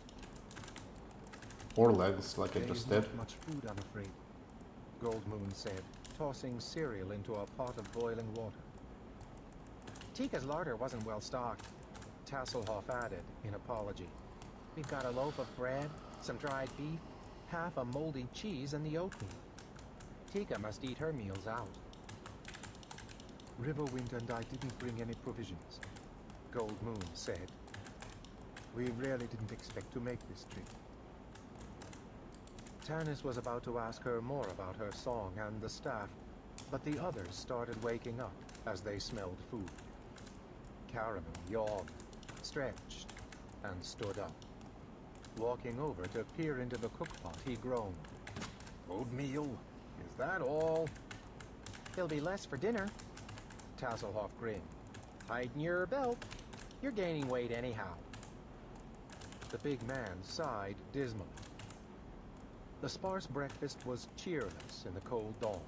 Sturm, refusing all offers of food, went outside to keep watch. Tanis could see the night, sitting on a rock, staring gloomily at the dark clouds that trailed wispy fingers along the still water of the lake. Karaman ate his share of the food quickly, gulped down his brother's portion, and then appropriated Sturm's when the knight walked up. Then, the big man sat, watching wistfully, while the rest finished. "You gonna eat that?" he asked, pointing to Flint's share of bread. The dwarf scowled. Tasselhoff, seeing the warrior's eyes roam over to his plate, crammed Fuck, his bread that into was his mouth, that was nearly stupid. choking himself in the process. At least it kept him quiet, Tanis thought, glad for the respite from the Kender's shrill voice. Tass had been teasing Flint unmercifully all morning, calling him Seamaster and shipmate, asking him the price of fish and how much he would charge to ferry them back across the lake. Flint finally threw a rock at him, and Tanis sent Tass down to the lake to scrub out the pans. The half-elf walked to the back of the cave. "How are you this morning, Raistlin?" he asked. "We're going to have to be moving out soon." "I am much better," the mage replied in his soft, whispering voice. He was drinking some herbal concoction of his own making. Tanis could see small, feathery green leaves floating in steaming water. It gave off a bitter, acrid odor, and Raistlin grimaced as he swallowed. Tasselhoff came bounding back into the cave, pots and tin plates clattering loudly. Tanis gritted his teeth at the noise, started to reprimand the Kender, then changed his mind. It wouldn't do any good. Flint, seeing the tension on Tanis's face, grabbed the pots from the Kender and began packing them away. "Be serious," the dwarf hissed at Tasselhoff, "or I'll take you by the top knot and tie you to a tree as a warning to all Kender." Tass reached out and plucked something from the dwarf's beard. "Look!" The Kender held it up gleefully. "Seaweed!" Flint, roaring, made a grab for the Kender, but Tass skipped out of his way agilely. There was a rustling sound. Is agilely a Shoved word? aside the brush covering the doorway. His face was dark and brooding. "Stop this," Sturm said, glowering at Flint and Tass, his mustaches quivering. His dour gaze turned on Tanis. "I could hear these two, clear down by the lake. They'll have every goblin in I Kryn. think 3 more laps and Got to I'm get out done. of here. Well, which way are we headed?" An uneasy silence fell. Everyone stopped what he was doing and looked at Tanis, with the exception of Raistlin. The mage was wiping his cup out with a white cloth. cleaning it fastidiously. He continued working, eyes downcast, as though totally uninterested. Tanis sighed and scratched his beard. The Theocrat in Solace is corrupt. We know that now. He is using the goblin's scum to take control. If he had the staff, he would use it for his own profit. We've searched for a sign of the true gods for years. It seems we may have found one. I am not about to hand it over to that Solace fraud. Tika said she believed the High Seekers in Haven were still interested in the truth. They may be able to tell us about the star, where it came from, what its powers are. Tass, give me the map. The Kender, spilling the contents of several pouches onto the floor, finally produced the parchment requested. We are here, on the west bank of Crystalmere. Tanis continued. North and south of us are branches of the Carolus Mountain, which form the boundaries of Solace Vale. There are no known passes through either range, except through Gateway Pass south of Solace. Almost certainly held by the goblins, muttered Sturm. There are passes at the northeast. That's across the lake, Flint said in horror. Yes. Tanis kept a straight face. Across the lake. But those lead to the plains, and I don't believe you want to go that direction. He glanced at Gold Moon and Riverwind. The west road goes through the Sentinel Peaks and Shadow Canyon to Haven. That seems to me the obvious direction to take. Sturm frowned. And if the High Seekers there are as bad as the one in Solace? Then we continue south to Qualinasti. Qualinasti? Riverwind scowled. The Elven lands? No. Humans are forbidden to enter. Besides, the way is hidden. A rasping, hissing sound cut into the discussion. Everyone turned to face Raistling as he spoke. There is a way. Come on. His voice was soft and mocking. His golden eyes glittered in the cold light of dawn. The paths of darkened wood. They lead right to Qualinasti. Darkened wood? Caraman repeated in alarm. No, Tanis. The warrior shook his head. I'll fight the living any day of the week, but not the dead. The dead? Tasselhoff asked eagerly. Tell me, Caraman. Shut up, Tass. Sturm snapped. Darkened wood is madness. None who enter have ever returned. You would have us take this prize there, mage? Bold. Tanis spoke sharply. Everyone fell silent. Even Sturm quieted. The knight looked at Tanis's calm, thoughtful face, the almond-shaped eyes that held the wisdom of his many years of wandering. The knight had often tried to resolve within himself why he accepted Tanis's leadership. He was nothing more than a bastard half-elf after all. He did not come of noble blood. He wore no armor, carried no shield with a proud emblem. Yet Sturm followed him, and loved him, and respected him as he respected no other living man. Life was a dark shroud to the Solamnic knight. He could not pretend to ever know or understand it, except through the code of the knights he lived by. Est Sulerus oth mythos. My honor is life. The code defined honor and was more complete and detailed and strict than any known on Kryn. The code had held true for 700 years, but Sturm's secret fear was that someday, in the final battle, the code would have no answers. He knew that if that day came, Tanis would be at his side, holding the crumbling world together, for while Sturm followed the code, Tanis lived. Tanis's voice brought the knight's thoughts back to the present. I remind all of you that this staff is not our prize. The staff rightfully belongs to Gold Moon. if it belongs to anyone. We have no more right to it than the Theocrat and Solace. Tanis turned to Gold Moon. What is your will, lady?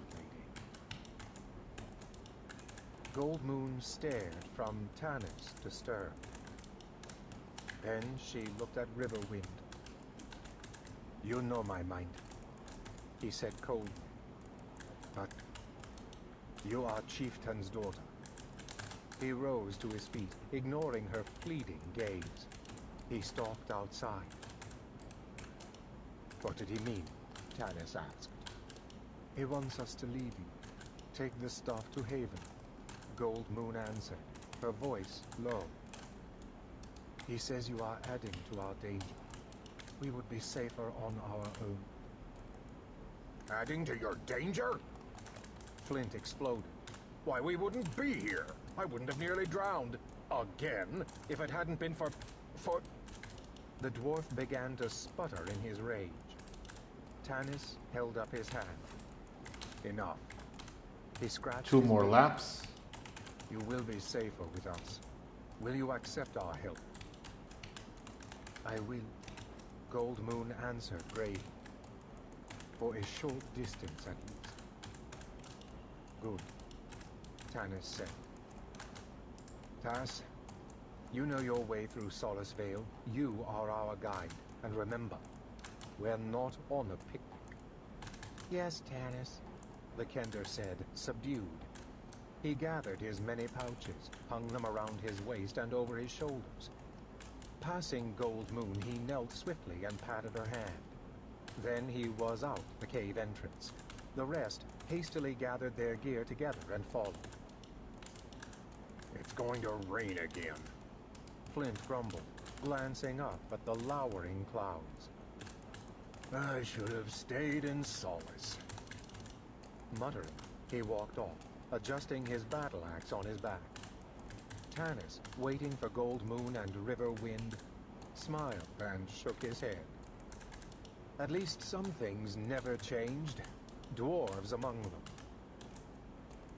Riverwind took their packs from Gold Moon and slung them over his shoulder. I have made certain the boat is well hidden and secure, he told Tanis. The stoic mask was in place again this morning, in case we need it. A good idea, Tanis said. Thank, if you will go ahead. Riverwind motioned. I will come behind and cover our tracks. Tanis started to speak, to thank the plainsman. But Riverwind had already turned his back and was beginning his work. Walking up the path, the half-elf shook his head. Behind him, he could hear Gold Moon speaking softly in her own language. Riverwind replied. One harsh word. Tanis heard Gold Moon sigh, then all other words were lost in the sound of crackling brush as Riverwind obliterated all traces of their passing. Chapter 7. The story of the staff. Strange clerics. Eerie feelings. The thick woods of Solace Vale were a green mass of vibrant life. Beneath the dense roof of the Valenwoods flourished thistlebrush and greenwall. The ground was crisscrossed with the bothersome tangleshoot vines. These had to be trod on with great care, or they would suddenly snake around an ankle, trapping the helpless victim until he was devoured by one of the many predatory animals lurking in the vale, thus providing Tangleshoot with what it needed to live: blood. It took over an hour of hacking and chopping through the brush to get to the Haven Road. All of them were scratched, torn, and tired, and the long stretch of smooth-packed dirt that carried travelers to Haven, or beyond, was a welcome sight.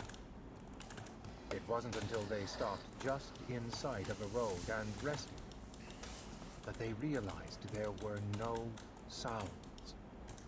A hush had fallen over the land, as if every creature were holding its breath, waiting. Now that they had reached the road, no one was particularly eager to step out of the shelter of the brush. Do you think it's safe? Caraman asked, peering through a hedge. Safe or not, it's the way we have to go. Tanis snapped. Unless you can fly, or unless you want to go back into the forest. It took us an hour to travel a few hundred yards. We ought to reach the crossroads next week at that pace. The big man flushed, chagrined. I didn't mean... I'm sorry. Tanis sighed. He too looked down the road. The Valen woods formed a dark corridor in the grey light. I don't like it any better than you do. Do we separate, or stay together? Sturm interrupted what he considered idle chatter with cold practicality. We stay together, Tanis replied. Then, after a moment, he added, still, someone ought to scout. I will, Tanis. I think on my last lap I'll make sure everything is dead before I No one would ever move suspect on. a Kender traveling alone. Tanis frowned. Tass was right. No one would suspect him. Kender were all afflicted with wanderlust, traveling throughout Kryn in search of adventure. But Tass had the disconcerting habit of forgetting his mission and wandering off if something more interesting caught his attention. Very well, Tanis said finally. But remember, Tasselhoff Burfoot. Keep your eyes open and your wits about you. No roaming off the road, and above all, Tanis fixed the Kender's eye with his own. Okay, this is last lap, so I Keep your guess I'll have to hands kill out everything. of other people's belongings. unless they're bakers. Caraman added. Tass giggled, pushed his way through the final few feet of brush, and started down the road, his hoopak staff digging holes in the mud, his pouches jouncing up and down as he walked. They heard his little voice in a Kender trail song. Your one true love's a sailing ship that anchors at our pier. We lift her sails, we man her decks, we scrub the portholes clear. And yes, our lighthouse shines for her, and yes, our shores are warm. We steer her into harbor, any port in a storm. The sailors stand upon the docks, the sailors stand in line, as thirsty as a dwarf for gold, or centaurs for cheap wine. For all the sailors love her, and flock to where she's moored, each man hoping that he might go down, all hands on board. Tanis, grinning, allowed a few minutes to pass after hearing the last verse of Tass's song, before starting up.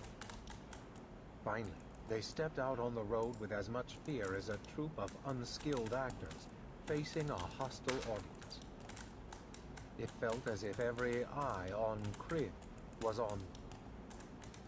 The deep shade under the flame-colored leaves made it impossible to see anything in the woods, even a few feet from the road. Sturm walked ahead of the group, alone, in bitter silence.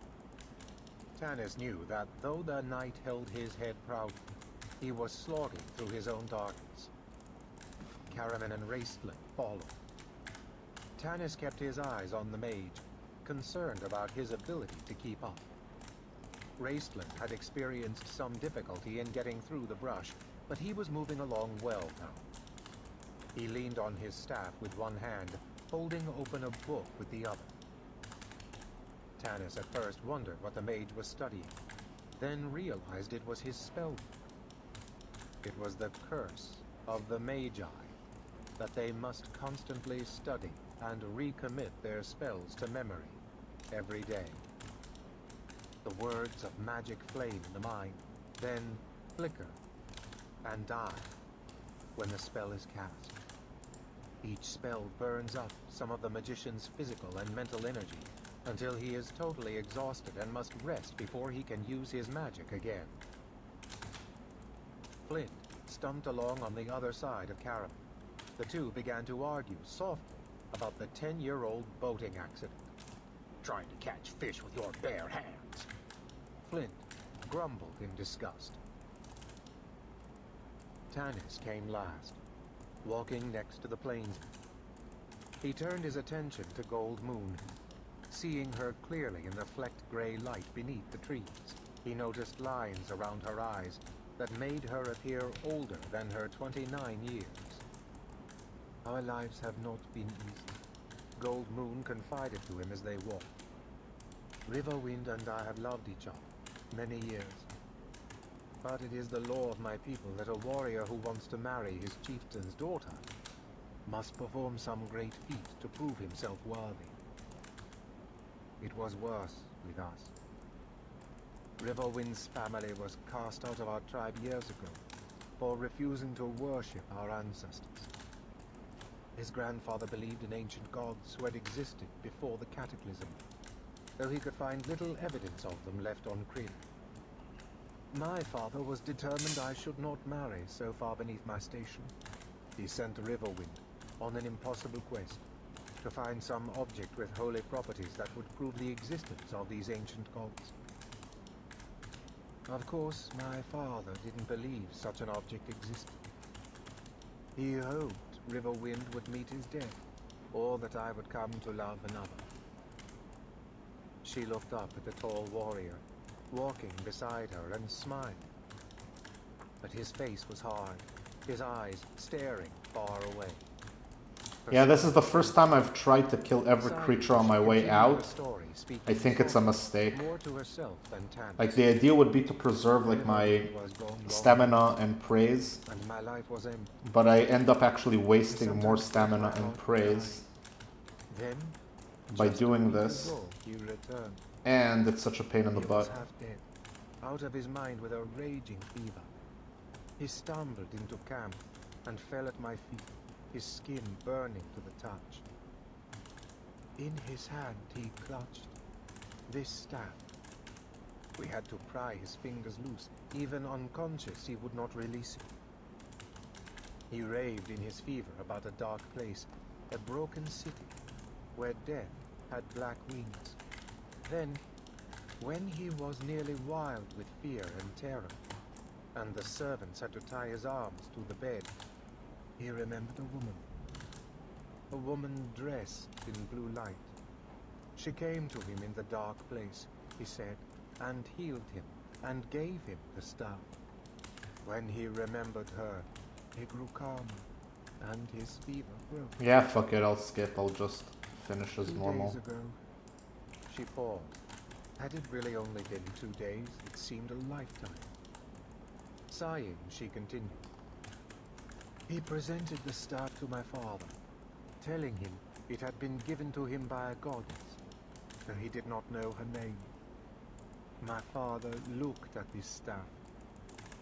Gold Moon held it up, and commanded it to do something. Anything. Nothing happened. He threw it back to Riverwind, proclaiming him a fraud, and ordered the people to stone him to death as punishment for his blasphemy. Gold Moon's face grew pale as she spoke. Riverwind's face dark and shadowed. The tribe found Riverwind and dragged him through the grieving wall, she said, barely speaking above a whisper. They started hurling rocks.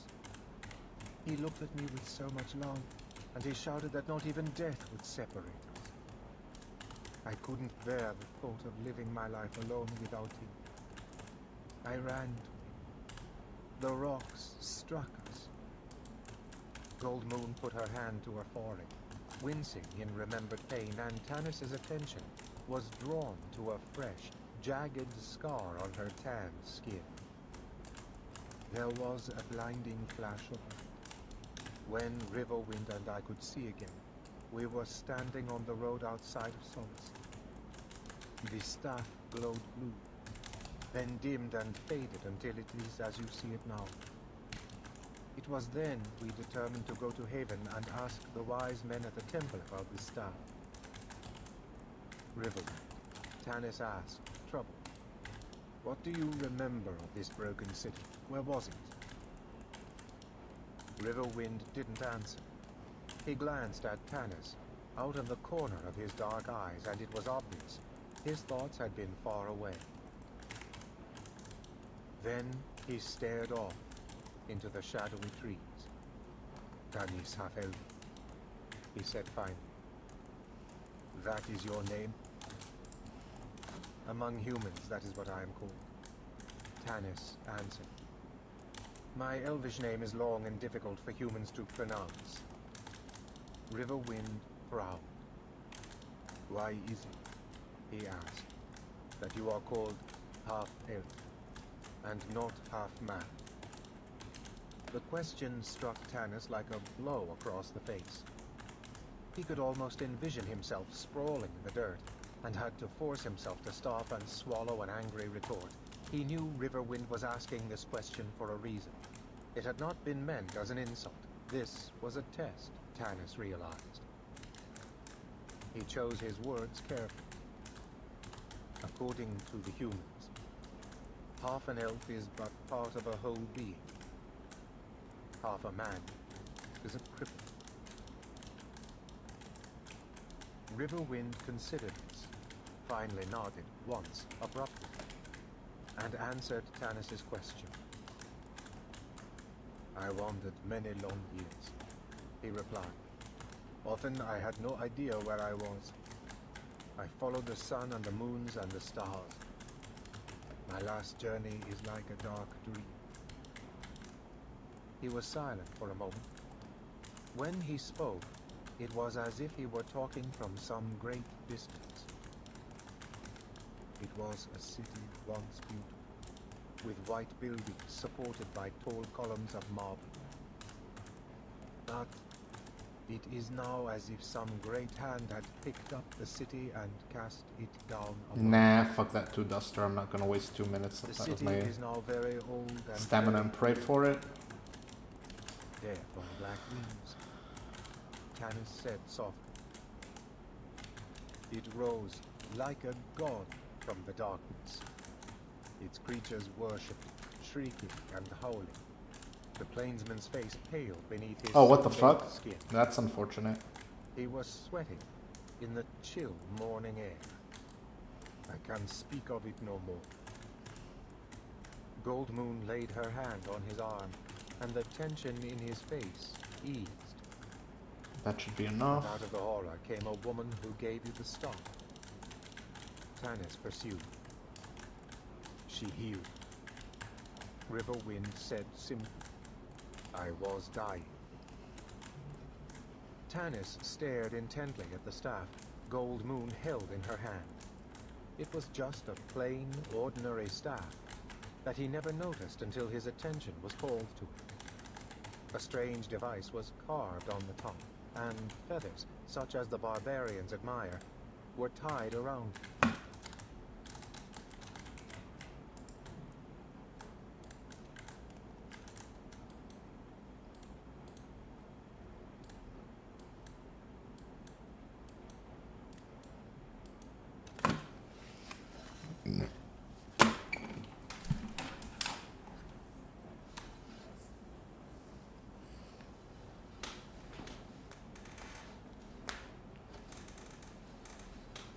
That was exhausting.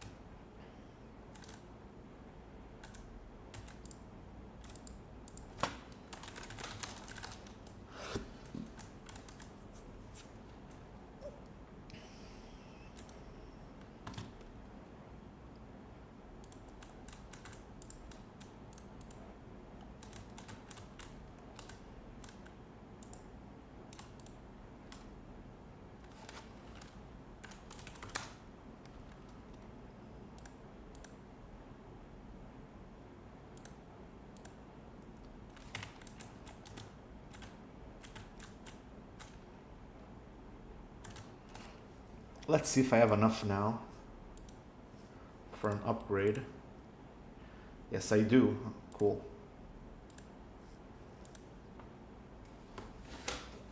Ah, that's good. Some progress. How much do I need for this? 425, so like 300 more. That's like 2 or 3 more hunts.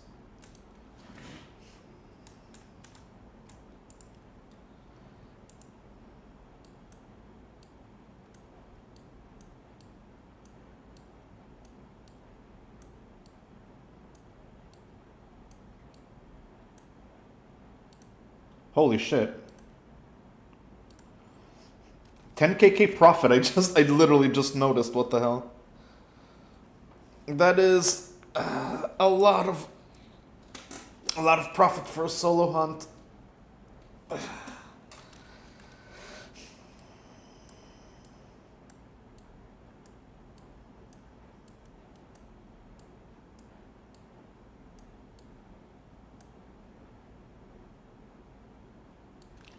This goes in here.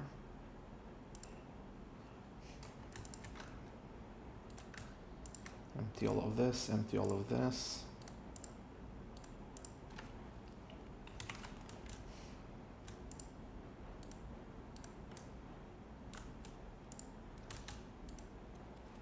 And I'll end the stream here. Thanks for watching. Have a good one.